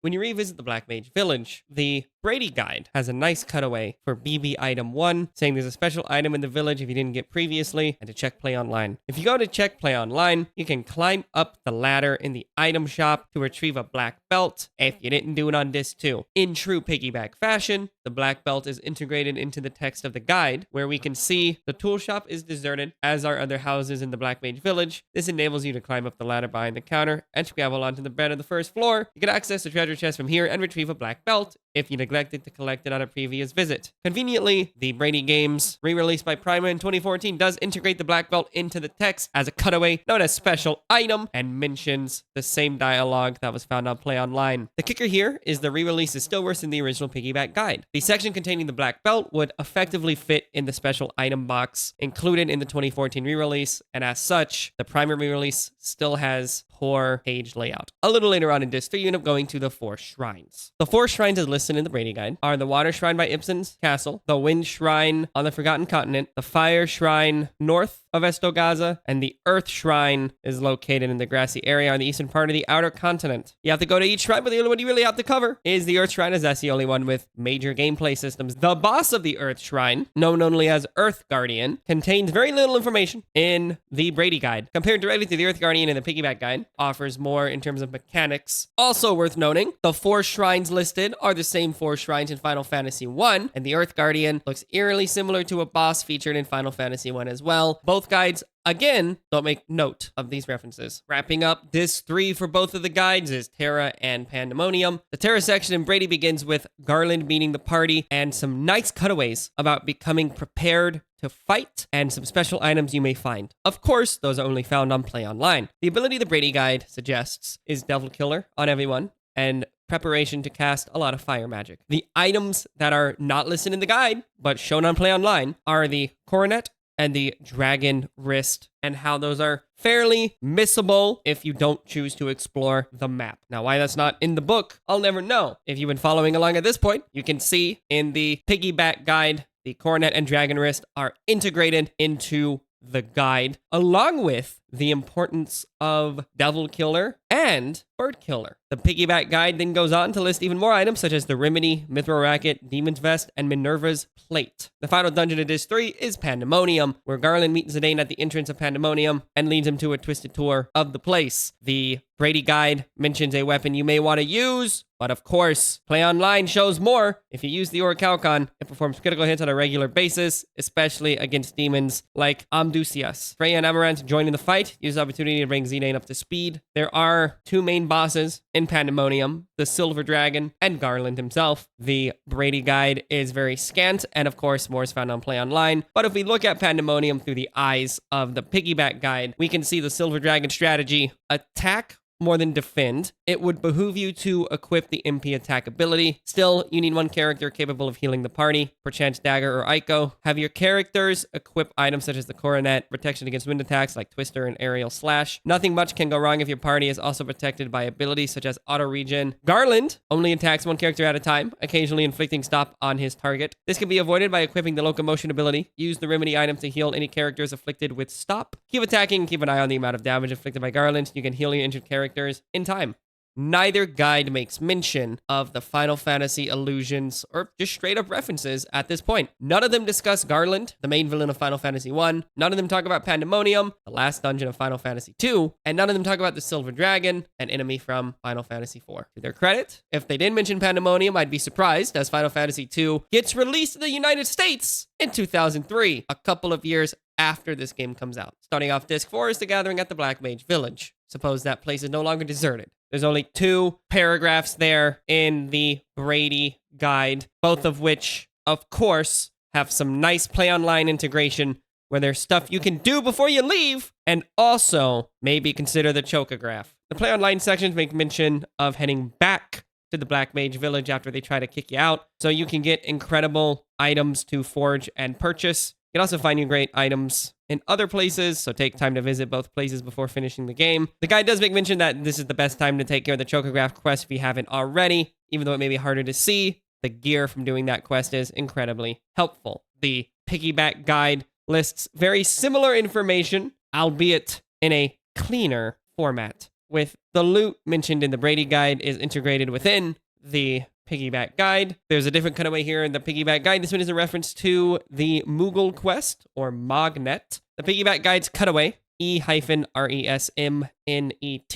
mentions the importance of getting to Mognet Central with a light blue chocobo and delivering the chain of letters to revive the Mognet. Each time you deliver a letter, there's a subheader located Coupon Nut Overflow, which is incredibly funny. Think about Moogles bustin'. And it mentions every time you deliver a letter, you get a coupon nut if you don't already have one. If you return to the Moogle family at Gizmaluke's Grotto, give a coupon nut for an item. By the time you finish, there should be 4 or 5 new little Moogles running around. Not really beating the bustin' allegations, are we? The rest of this cutaway then goes on to describe how to finish off the Mognet quest and get the Protect Ring, which is quite helpful going into the last dungeon. Finally, we enter the last dungeon in the game, Memoria. The Brady Guide mentions Memoria has a lot of different secrets through the cutaway Card Master 7 or CRD-MST 7. The cutaway for Card Master 7 is in relation to the guide mentioning you can battle discrete ghosts for rare Tetramaster cards, and the information contained on PlayOnline is where to find the phantoms. Looking at the piggyback guide, not only are the phantoms integrated into the guide, as seen very early in the World of Memory section, where it says, in the next room near the Stairs of Time, a bang symbol appears above your character at the bottom left. Although pressing the X button has no effect, pressing the square button enables you to challenge a Master Phantom to a game of Tetramaster. Keeping with the tradition set forth earlier in the guide, the piggyback guide lists other items you can get, such as the Tower and Kane's Lance. For those keeping track at home, Kane is the Dragoon from Final Fantasy IV, which was available in the United States under the name Final Fantasy II, and as such is a very nice reference that neither guide makes mention of explicitly. The first 4 bosses of Memoria are incredibly familiar for those who played Final Fantasy I. Starting off, you battle a character known as Malorith, or most familiar to me as Malorith. We can see the sprite art for Malorith from Final Fantasy I Pixel Remaster looks very similar to Malorith from Final Fantasy IX. Malorith is the Fire Guardian, protecting the Fire Crystal in Final Fantasy I. Next up, with some relation to Marduk, is Tiamat. We can see Tiamat's sprite from Final Fantasy I Pixel Remaster is, once again, eerily similar, if not more threatening, albeit, than Tiamat found in Final Fantasy IX. Tiamat is the Guardian of Wind. Penultimately is Kraken, the Water Guardian. Kraken we can see in Final Fantasy I Pixel Remaster, striking similarities to the Final Fantasy IX counterpart. And finally is the Lich, or what we know as the Earth Guardian earlier in the game, who happens to be the Earth Guardian in Final Fantasy I, bears striking resemblance to its Final Fantasy I counterpart. Once again, neither guide makes mention of the heavy, do we want to call it illusion? Heavy implementation of early Final Fantasy content within Final Fantasy IX. There's a subheading in the Memoria section found only in the BradyGames guide labeled Space Cowboys. There wasn't a lot of resources within the guide that denotes why they labeled this Space Cowboys, and so I got interested at such an oddly specific subtitle that has nothing to really do with cowboys, or I suppose you're in space, not dissimilar to the moon in Final Fantasy IV. And so I took a look along, and I'd like some feedback in the comments here if anyone has any thoughts on this. My initial thought was the opening line to the Steve Miller Band song, The Joker. Some people call me the Space Cowboy. But then I got to thinking, what about Cowboy Bebop? You know, what about See You Space Cowboy? That could be a possibility. Maybe Dan Burlow's just a big Cowboy Bebop guy. But was Cowboy Bebop even fully out in English at this time? Was it even available? So then I said, wasn't there a Clint Eastwood movie called Space Cowboys that came out in like 1999 or 2000? And the answer is yes. There is a Clint Eastwood film, Space Cowboys, and I don't really know if anyone saw that. I haven't seen it. I can't really speak to it, but it came out around the time this guide would have been written. So if anyone has any thoughts in the comments down below as to what Space Cowboys is in reference to, let me know. Outside of some Space Cowboys, the 3 final bosses within Final Fantasy IX are Death Guys, Transqua, and Necron. We can surmise without even looking at it that the Brady guide is going to be scant in describing how to fight Death Guys. The guide suggests to equip your party with Insomniac, command everyone to attack, then have have Kinna end each round by casting Knight, and use Steiner's Shock Attack or Vivi's Reflect X2 tactic. The online section gives a little bit more, stating the boss resembles a giant version of Taharka that casts Meteor on the whole party. It has a defensive habit of closing itself up, during which time it only casts magic. Use Kinna's Knight trick, equip everyone with the Insomniac ability before the battle, command everyone to attack, and then have Kinna end each round by casting Knight to put Death Guys to sleep. Perform the same tactic every round thereafter to prevent the boss from counterattacking. There should be other strategies at your disposal by now, such as Steiner's Shock Attack or Vivi's Reflect X2 tactic, casting Flare. Otherwise, this isn't an incredibly tough battle to live through compared to the fights to come.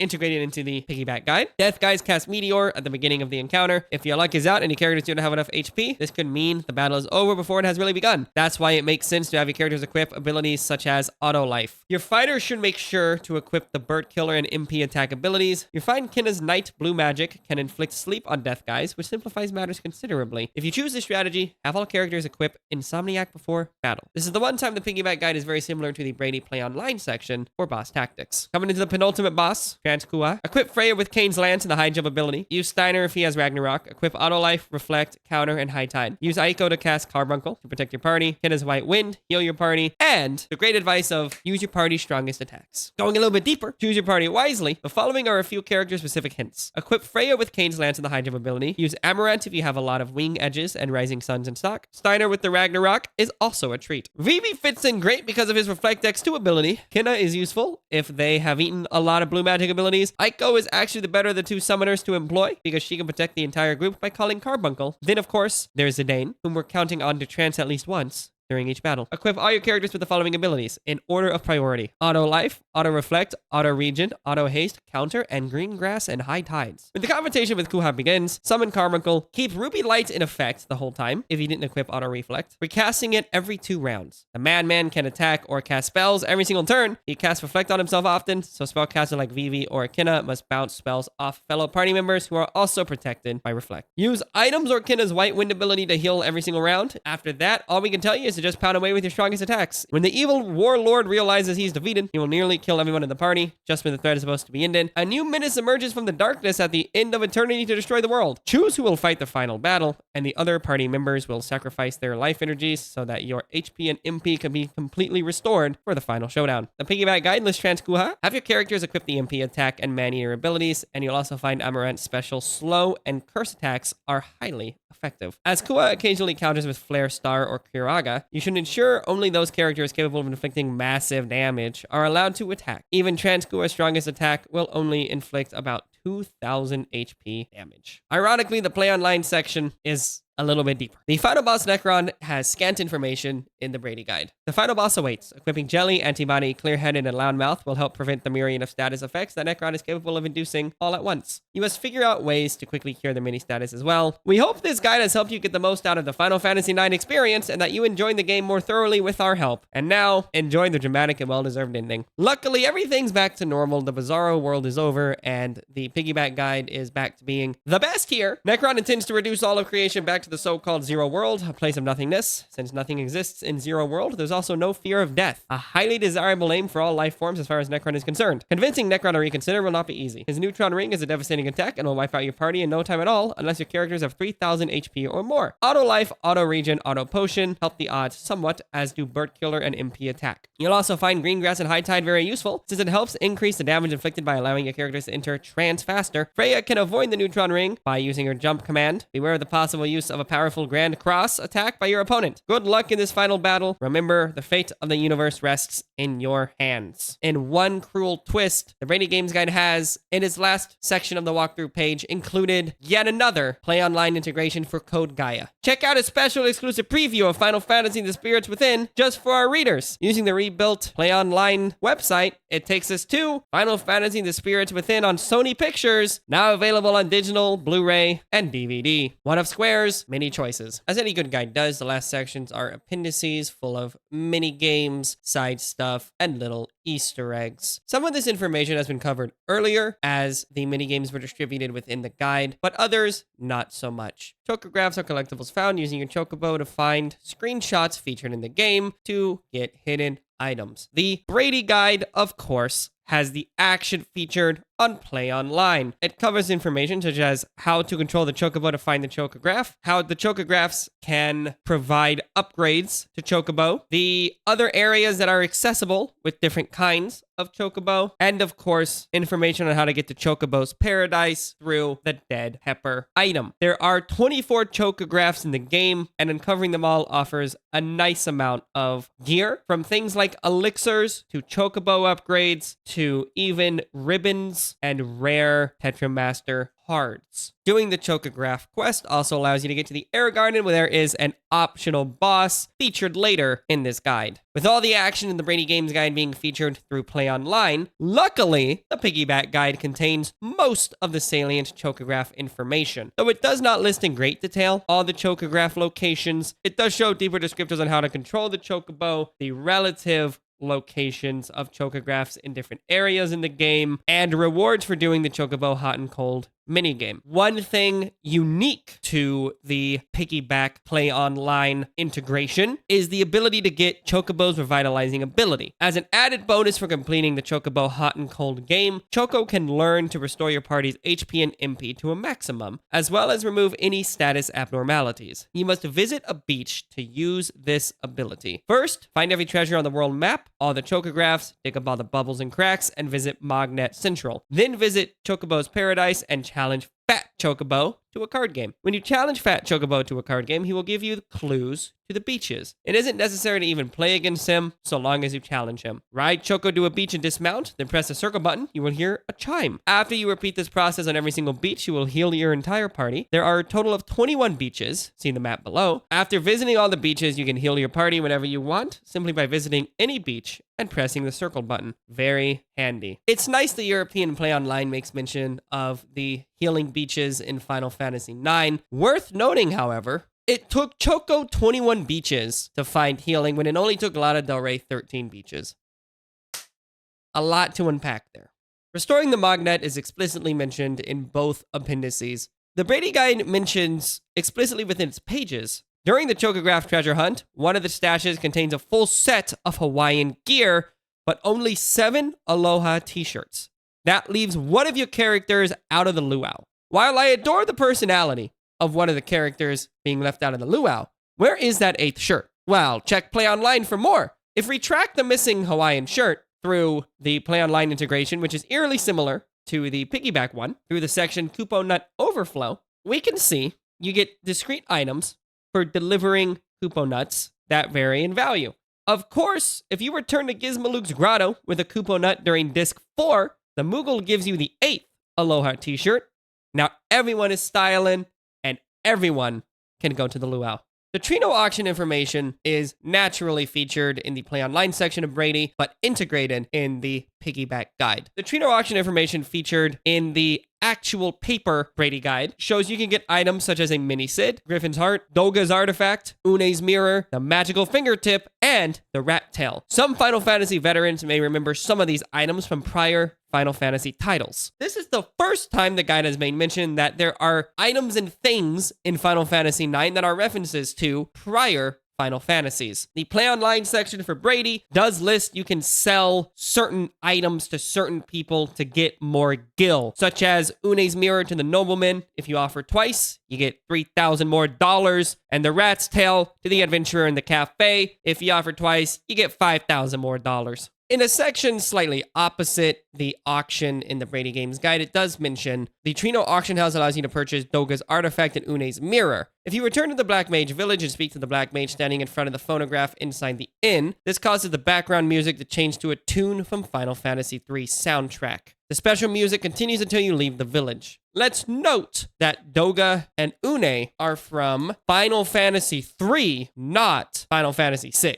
Actual Famicom Final Fantasy III. This is interesting as Final Fantasy III doesn't get released into the United States until 2021. The Piggyback section for the auction, within the guide itself, the actual paper does list similar information about the auction. And there's a separate paragraph that says, if you have Doga's Artifact and Une's Mirror in your inventory and talk to the Black Mage at the entrance, you will hear an excerpt of music from the Japanese version of Final Fantasy III. Both guides make mention of the importance of Final Fantasy III which tells me this was something Square wanted in the guide. I don't know why Final Fantasy IX wasn't playable in the US for a while after this, but they found it salient. Doubling back to everyone's favorite non-binary icon, Kinna is the frog catching minigame. Featured earlier on in both guides, both appendices do talk about frog catching. In the case of Brady, the online integration mentions as Kinna catches more and more frogs, Kale appears and occasionally congratulates Kinna on their progress. The Master Q then bestows items upon Kinna as rewards for catching frogs. If you can catch 99 frogs, Kale challenges your party to a battle. The trick to this side quest is to always leave a male and female frog in the pond, otherwise it takes an incredibly long time for the pond to repopulate with frogs. The Brady guide then talks about how frog drop increases damage based upon the amount of frogs you have. Under the formula, Kinna's level times the amount of frogs times 100 equals the HP damage. Done. And the items received by catching said frogs is the Ore, Ether, Silk Robe, Elixir, Silver Fork, Beastlo Fork, Battle Boots, and Gastro Fork, respectively. Do note the Brady PlayOnline did not mention how to fight Kale. No section listed whatsoever. The print section of Piggyback's guide lists everything the PlayOnline version of Brady's guide does, and has a PlayOnline cutaway for battling Kale. It says, when you've caught 99 frogs, you have to battle Kale as Kinna's final test. Once you've caught the 99th frog, you will immediately enter battle without being able to open the menu. You should equip your characters before you do the frog catching. Kale frequently uses water elemental attacks such as water and aqua breath, and magic that causes status abnormalities. You should equip items that absorb or neutralize water element, and support abilities that prevent status effects. Also, it is quite a good idea to reduce Kale's MP to 0 while having auto reflect equipped, then do physical attacks afterwards. After your victory, you will get Kinna's strongest weapon, Gastro Fork. You can still catch frogs afterwards, but you will not get any items from doing so, although you can still increase Frog Drop's attack power. One of the toughest challenges in Final Fantasy IX is, of course, Excalibur 2. The BradyGames paper guide for Excalibur 2 is very helpful. It says, you can even get the Excalibur 2, but this secret will take every ounce of your gaming skills. You will need to finish the game within a certain time limit, so good luck. How fast would you complete the game to get this weapon? Only PlayOnline has the answer. Check out Excal 9. Check this out. Here's a challenge for you true gamers. Play Final Fantasy IX again and reach the Terrace in Memoria within 12 game hours. You can find the Excalibur 2 on the terrace in a corner to the right. This is the most powerful weapon in the game. That's it. That's all it says. Doesn't give any more information. Thanks, Brady. The Piggyback paper guide has a similar cutaway that says E-Excal how? Want to find an extremely powerful weapon? PlayOnline has the info you need. If you manage to reach the pillar to the right in the room called Gate to Space in Memoria after the fight with Lich, within 12 hours of actual game playing time, you will be able to see a bang icon. Closer inspection will reveal Excalibur 2. However, in order to achieve this, your progress should be as swift as possible, and the number of battles you fight and the time that you spend on them be greatly reduced. What's more, you do not have much time to level up your characters or sort out your equipment or abilities, so winning battles is, in itself, quite difficult. Here are some tactics players can use in order to acquire this ultra-rare weapon. Choose the characters you want to build up. Decide which characters you want to build up at the start of the game. If you concentrate on getting experience points for a fixed set of characters, you'll be able to have strong characters for a short time. The question is, which character should you choose? Zidane, who is important for his attacking power, and Kinna, whose blue magic abilities Auto Life and Limit Glove are very useful, should be included. The remaining two should be chosen from Steiner, Vivi, Freya, and Amarant. Garnet and Aiko do not make battles easier, even when they are leveled up, so they should be excluded. Make good use of elements, abilities, and status effects. Attacking the monster's weak points while minimizing the damage the party receives from their opponents is a basic battle strategy, but it becomes essential when you are doing speed play.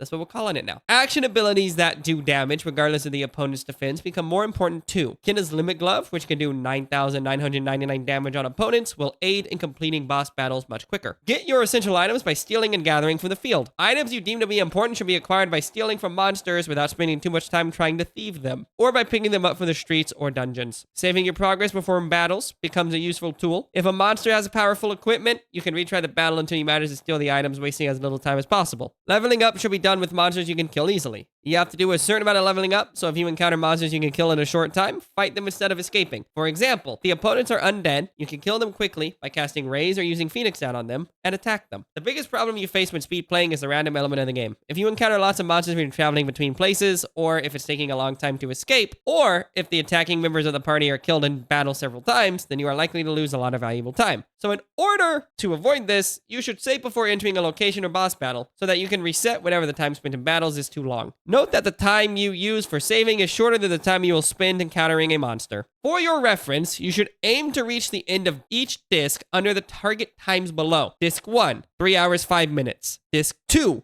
7 hours. Disc 3, 11 hours 10 minutes. Excalibur 2, 12 hours. Talk about killer, that's really helpful. The piggyback PlayOnline information is way more helpful and gives actual data on how to best reach Memoria in under 12 hours. But wait! We know there's another guide from 2014, the primer re-release of Brady's. What does that say? Great question. You can even get the Excalibur 2, but this secret will take every ounce of your gaming skills. You will need to finish the game within a certain time limit, so good luck. Not only does the primer guide not even mention the time limit as seen on the PlayOnline in the original Brady guide, it's the exact same post from the original Brady guide. It's unbelievably unhelpful. There are 2 optional bosses that were not integrated into the actual walkthrough portion of the Final Fantasy IX guides. They are Hades and Ozma. The Brady's Game Guide lists Hades as a boss you can fight extremely late in the game within Memoria. When you enter a room that Kina thinks there's water and tries to swim, you can search a hidden area amongst the coral on the right side of the screen. When an ominous voice begins to ward you off, persist in the conversation to fight Hades. The paper guide says to equip auto regen, antibody, clear-headed, bright eyes, and body temp. Make sure Vivi and Dagger have the half MP ability equipped. Have Steiner use shock, make Zidane steal an attack. Have Dagger cast reflect on herself, and have Vivi cast flare on Dagger. The PlayOnline section for the Brady guide lists defeating Hades as beneficial as he allows you to forge extremely rare and expensive items, such as Save the Queen. Worth noting, you can steal the Robe of Lords, Battle Boots, Running Shoes, and Reflect Ring from Hades, and it is not necessary to craft some of those items. The only way to defeat Hades is to prepare extremely well beforehand. The best party for this fight is Zidane, Dagger, Steiner, and Vivi. Equip everyone with the following abilities: Auto Regen, Antibody, Clear Head,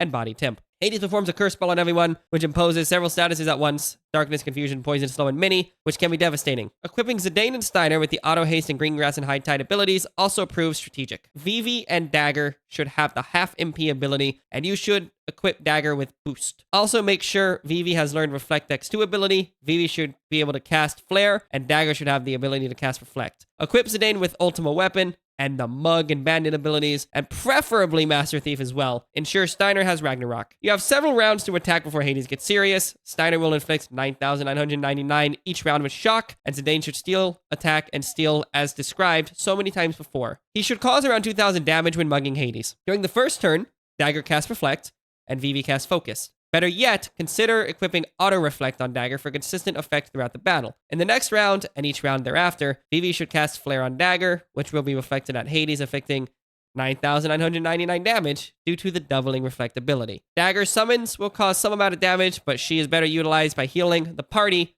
If a character gets KO'd, cast life on them and let Auto Regen do the healing. Try to dispose of Hades in under 8 rounds. Otherwise, he will charge a sword and perform Doomsday. This awesome spell levels everyone who isn't equipped with armor that protects against shadow. Another good tactic is to fight a bunch of random battles in Memoria before this fight. Get everyone close to Transing before taking on Hades. That way, Zidane should be able to cause a lot of HP damage to Hades with a few grand lethal dying attacks. Another good strategy is to replace Dagger with Aiko or Kina to counter Hades' curse spell. Kina can use the Angel Snack and Mighty Guard abilities, and Aiko has the mini spell to counter the mini effect caused by the curse spell. You receive 16,383 EXP for defeating Hades, as well as $9,638. He tells you to bring 2 pumice pieces for him to forge into the pumice, which lets Dagger summon the Ark. You can find them by digging up treasure on the world map with your chocobo, and after defeating Ark. Summoning the Ark makes defeating Necron at the end of the game much easier. The PlayOnline section does show a list of the craftable items, such as Robe of Lords, pumice, peridot, and lapis lazuli. The boss guide, featured within the paper version of Piggyback, states, Hades is a formidable opponent with all the characteristics of a boss monster. He's extremely strong and resistant. You receive a great number of AP, but no EXP after battle. Hades' hidden location is his most intriguing feature. There's a niche on the right side of the birth room that seems to serve no purpose, and as soon as you move your character into this niche, they will be hidden by a wall. Slowly walk from the niche's entrance along the right and keep pressing the X button. You'll see text displayed about halfway to the end of the niche.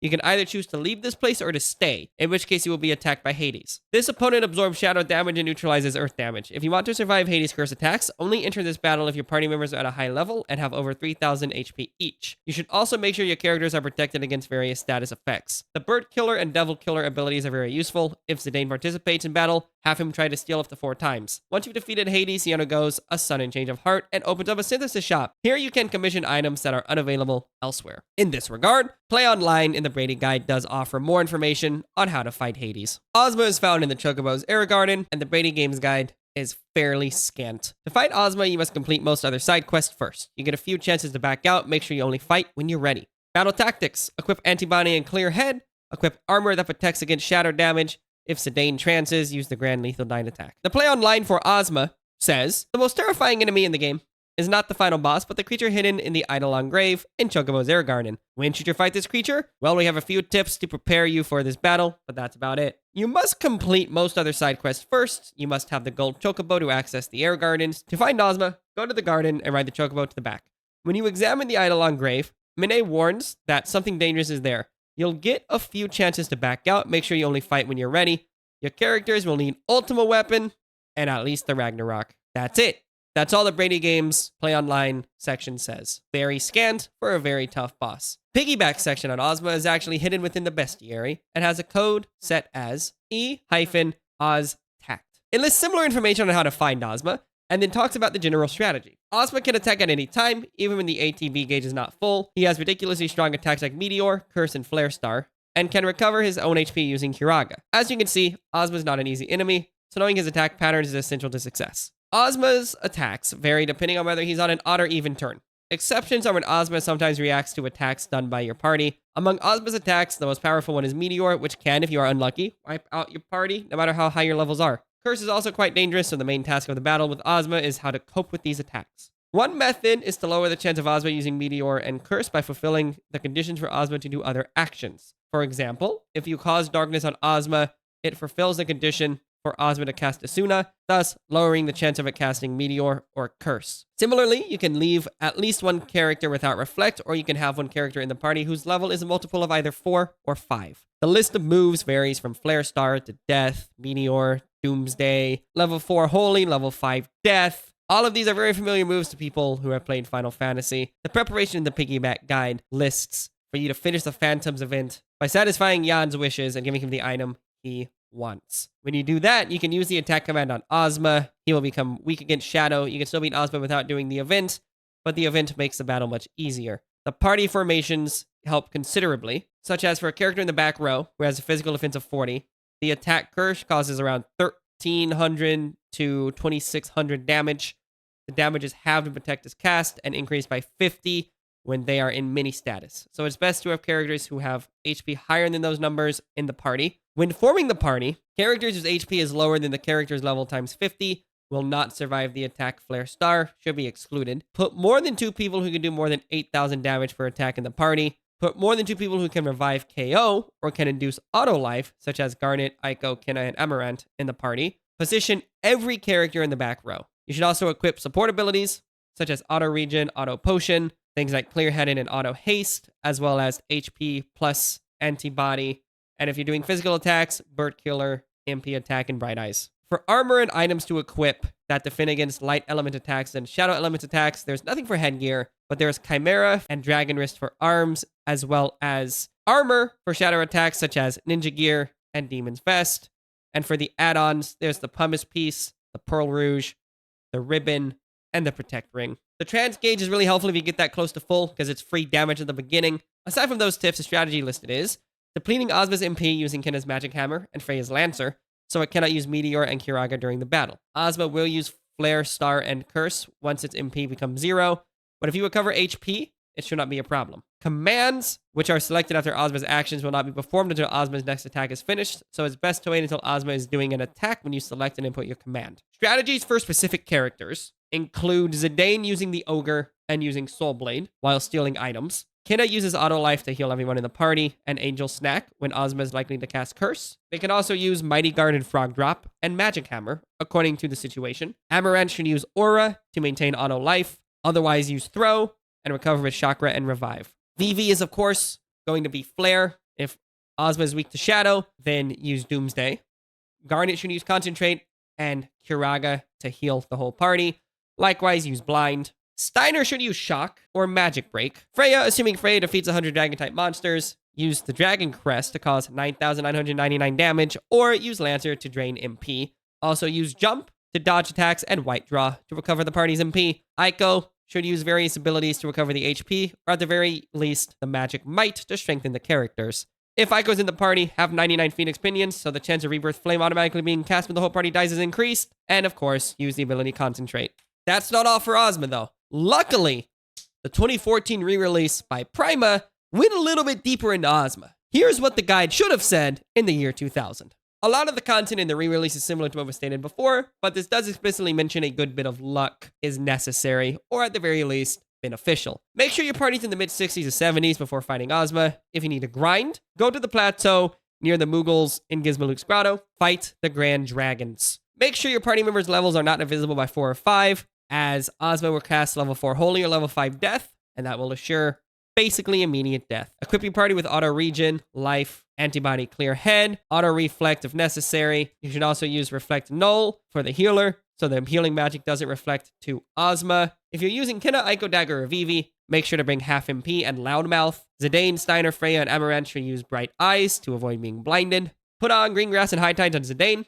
With Vivi, reflect ×2. Amaranth should be using Return Magic. Likewise, additional points will be put into HP and MP boosting abilities. Auto Potion to give Auto Regen more time to heal. And Chemist for those who have it. Equip the party with their best weapons. Make sure to put a pumice piece on Aiko or Dagger if using them. Zidane should use the Ninja Gear, similar to what was said in the piggyback guide. Build your party as you see fit, but here are suggestions to why you should or shouldn't bring a character into this fight. If you pick Steiner's best weapon, Ragnarok, he'll be able to use Shock, which is nearly a guaranteed 9,999 damage. Despite that, he's a poor choice for the party because Ozma's Curse does every negative status effect, including Mini, which lowers their strength and defense significantly. He'll be basically useless until you remove Mini from him, making him more of a chore than you need. Aiko, with the Phoenix Summon and 99 Phoenix Pinions, has a little less than 50% chance of rezzing the whole party if Ozma kills him in one move. Her Trance lets her cast White Magic twice in a single turn, as she has Mini, and Dagger doesn't, which can be used to heal your party if used on them. Dagger uses most of the White Magics Aiko can, and her summons stay out and continue to attack during Trance. That being said, she doesn't have anything for her that Aiko can't do as well. With Freya, if you grinded against the dragons, then her Dragon Crest attack will do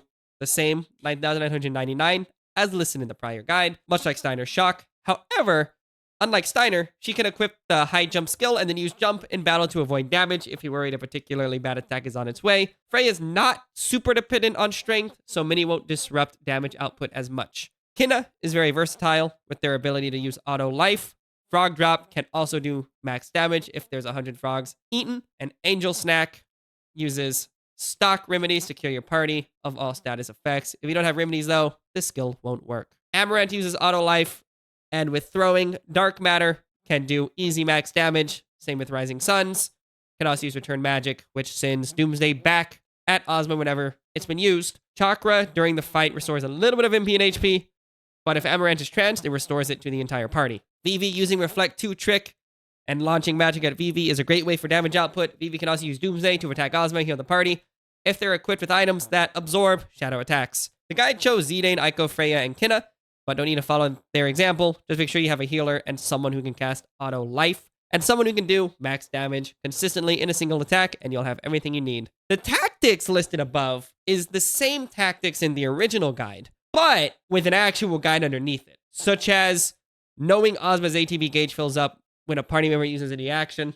This isn't the case when Ozma's in the middle of an attack, which means you should set your attacks whenever Ozma attacks. When the fight starts, Zidane should do nothing but heal until he trances. Ozma has 3 incredibly deadly attacks you need to be prepared to deal with as soon as you see them. Star Flare, Meteor, and Curse. Star Flare doesn't do a ton of damage, but Ozma loves using it. Can use it often, sometimes multiple times in a row. Meteor is the most devastating attack, and Curse is the most deadly move because it inflicts multiple status ailments. As such, most of the status effects can be cured using the skill suggested, with the exception of Mini. So in that case, use Aiko's Mini Spell, Remedies, and Kina's Angel Snack to cure the party. Other than those moves, there's others listed, such as Berserk, Kiraga, Auto Reflect. Doomsday is a welcome treat if everyone can absorb shadow attacks. Ozma uses Kiraga to heal 9,999 HP, keeps the fight going a little longer. Don't worry, just pace yourself and output damage with your main hitter. Strike Ozma with everyone but the healer when you're feeling good about your health. Every turn, hit Ozma with Freya's Dragon Crest, Steiner's Shock, and Amaranth's Throw using Rising Suns and Dark Matter. Or Vivi's Bio and Flare reflected off a party member and Doomsday to attack and heal at the same time.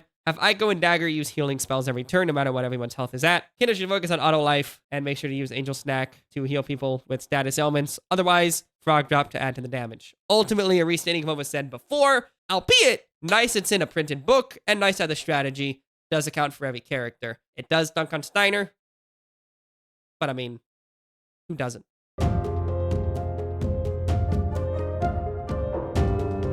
Both Brady and Piggyback make great mention of a very secret game featured after the credits of Final Fantasy IX. Using code BLJK1 and E-OMAKE respectively, you can access the Blackjack minigame. After finishing the game, let the credits roll until the phrase "the end" appears. While it's on screen, enter the following sequence of buttons on your controller to access the hidden card game, Blackjack. The dealer deals out of 2 decks and stands on 17. You begin the game with a bankroll. The game ends if your score is reduced to 0. You press the start button. The total number of cards the computer has dealt to you is over 250. You can play again by re-entering the code above on the end screen. If your score was 0, you will start again with 100 points. Blackjack is an extra feature, and the points you score have no effect on the main game. This is very similar to the sliding puzzle of Final Fantasy I. Any JRPG guide worth its weight should have a bestiary, and conveniently enough, both the Brady guide and Piggyback do. The original Brady guide has a card icon that lists the enemy's type, level, HP, MP, money received, experience received, and any stealable items. The PlayOnline integration for the Brady guide does show more information stratified out, such as elemental weaknesses and status effect weaknesses as well. It does show what type of monster you're dealing with. In the case of the Flawed, we can see it's a regular monster, the stat distribution, and the chance to steal items, such as a 64 out of 256 chance for Ore, and there's a 32 out of 256 chance to get a Phoenix down for defeating it, as well as the card it could drop. In the case of a Flawed, it drops Blonde. The Piggyback guide lists very similar information to the print version of Brady's guide, but in a more accessible format, such as having the salient information listed left to right as opposed to tables vertically, and any unique remarks per monster, such as the Flan saying, "This monster reduces any ice damage it receives by half." Tragically, the 2014 re-release by Prima shows similar information to what was in the original Brady guide and nothing extra. The Brady guide and PlayOnline integration has a world map, whereas the Piggyback guide does not feature a world map anywhere in the pages nor on PlayOnline. The original Brady guide features the map and its respective key at the end of the book with numbers for each place. The newly rebuilt PlayOnline integration for that Brady guide lifts the Final Fantasy IX world map from the fandom, which I think is a great use of modern online resources. Finally, the 2014 Primer re-release lists the exact same numbers as the original Brady re-release, with just a slightly different layout of said numbers. And the Primer re-release is featured at the front of the book. With everything said and done, PlayOnline, as an integration, was there to pave the way for Final Fantasy XI. It doesn't make it right, it doesn't make it good, it doesn't even make it helpful. In fact, the PlayOnline integration made both the guides worse for it, the Brady more so than the Piggyback. When viewing PlayOnline through where we are now as a technological society, it isn't the worst, it's not great. You don't buy a book to have to go to the website, but the actual content featured on PlayOnline would get you through the game reasonably so. In the year 2000, not everyone had internet, and most people didn't have more than one computer if they even had one, so it would have been incredibly difficult to make use of that service without going to the local library and printing out some pages, which also cost time and money. The sentiment of a fully online guide, at the very least an online integrated guide, is something we'd see throughout, such as in an earlier video when we covered Destiny 2, how the e-guide covered more of the stuff not featured in the actual print. Likewise, websites such as Map Genie and Early Achievement Hunter, such as for Shadow Complex, would showcase the power of online distribution rather than print. As seen through the Doug Walsh book, The Walkthrough, everyone at Brady knew the PlayOnline would be terrible, but you gotta do it to keep Square happy. And it kept them happy, I guess. I mean, you're trying to keep the #1 producer of JRPGs in the West in the year 2000, which is also incorrect, because that's still gonna be Pokemon. Without PlayOnline integration, such as using the guide after the year 2008, And before the year 2021, the BradyGames original release is an average game FAQ and a bad versus book. Short of the Oracle of Seasons versus book, so bad. It's underwritten, underfilled, and underdelivered. It doesn't give great puzzle solutions, if any. It doesn't give many useful boss tips, but it would theoretically get you from point A to point B with a little bit of legwork on the player side. With the play online portion considered, the BradyGames guide is about 3 game FAQs combined. One for the narrative portion, one for the side content, and one for the bestiary/bosses. I would say I'm surprised about the Brady game guide being so bad and Square's poor choices, but as we saw earlier, Square's continuously making bad choices, and in reality, the Final Fantasy IX guide is just one of many bad choices they've made. I cannot, in good faith, call the Brady game guide the worst guide ever written, as others tend to call it, because there are so many other guides out there, and so many that are much worse for the game set forth. Yes, it's underbaked. Yes, it doesn't give on the information in pages, but it is halfway decently written for the game itself. One guide I would consider worse is the original Dark Souls 1 guide by Future Press. You can find PDFs of that fairly regularly. Not surprising that the Dark Souls 1 guide is done terribly, because no one really knew how to write about Dark Souls, which isn't, again, technically true. If it was written in the style of, say, a Super Metroid game or something with an exploratory map, it may have been fine, but it just wasn't written like that. It is a very questionably paced guide with questionable choices. Another guide I would posit is worse than the Final Fantasy IX guide is none other than the official Octopath Traveler guide brought to the United States by Dark Horse. It's a 224-page guide for a long JRPG with lots of systems, mechanics, and potential character builds. Why isn't it 600 to 700 pages? Regarding the piggyback guide, even today, though it may be difficult to use the play online sections, it's a great guide. It contains information on solving puzzles, it contains boss help, it contains minigame help, it contains more information than the BradyGames guide has, including the play online stuff. You really can't beat it. If given a choice past the year 2010, use the piggyback guide. It's just that much better. However, we can't dismiss the Final Fantasy IX re-release by Prima in 2014. That guide, dare I say, is the second best Final Fantasy IX guide in print, because it still has the issue of integrating the play online stuff, which was already questionable, and it doesn't fix a lot of the formatting problems. And though it does include a nice boss guide for Ozma, it includes literally nothing for Excalibur 2. Albeit the Excalibur 2 information was found on Piggyback's online portion, there was at least something there. The biggest tragedy, however, for all print guides of Final Fantasy IX is the lack of inclusion of Easter egg and early Final Fantasy references in the game. Granted, the United States did not have the full Final Fantasy collection until the year 2021. However, it would have been nice if there was a reference to Garland being the last boss of Final Fantasy I, or the Four Fiends being bosses in Final Fantasy I. Clearly, Square gave them information about Une and Doga being related to Final Fantasy III, the Famicom version, so there was probably more they could have gave them. That just did not happen. I wish there could be a more definitive guide for Final Fantasy IX, especially with the ability to play every single Final Fantasy from numbers 1 through 9 on every modern console. One strange note, doubling back. So what's next for Understanding Game Guides? With Final Fantasy IX being what is considered to be the worst game guide by most people who have a passing interest in the medium of game guides, what comes next? We haven't covered the issue of modern game guides. Even though Prima and Brady merged in the early 2010s under the umbrella of Prima, and though Prima stopped producing guides in 2019, at least physically, there's still a few, and I do mean a few, companies producing high-quality guides. Piggyback, of which we discussed just now, Final Fantasy IX, still produces guides on a fairly regular basis. Fangamer, which is originally a fan website for trying to get Mother 3 to the US, does release some game guides. I do have their Stardew Valley guide, and one we mentioned earlier in regards to Dark Souls, Future Press. Next on the docket is Understanding Game Guides through the lens of the modern guide, through the lens of how do you compete with a website like Fextra Life? How do you compete with a Wikidot? How do you compete with YouTube? You do it through beautiful art, integrated stats, and a wonderful attention to detail and lore. And we'll be investigating that through the 3-volume set that is the Elden Ring books of knowledge. Thank you for watching part 5 of Understanding Game Guides. If you liked what you saw, go ahead and hit that like button, subscribe, and ring my bell like Anita Ward. We also have a Patreon down below. It's free to join, and I do post old VODs occasionally, free for all to see. There's also a Discord linked below. Give that a click if you want to become a Fergling and see what it's all about. The Understanding Game Guides playlist is on the left side of your screen and contains videos on Guitar Hero 2, Destiny 2, and several Grand Theft Autos. On the right side is a playlist where I experience 2 worlds on Xbox 360 using the official game guide and the unofficial achievement guide found only on trueachievements.com. Take care.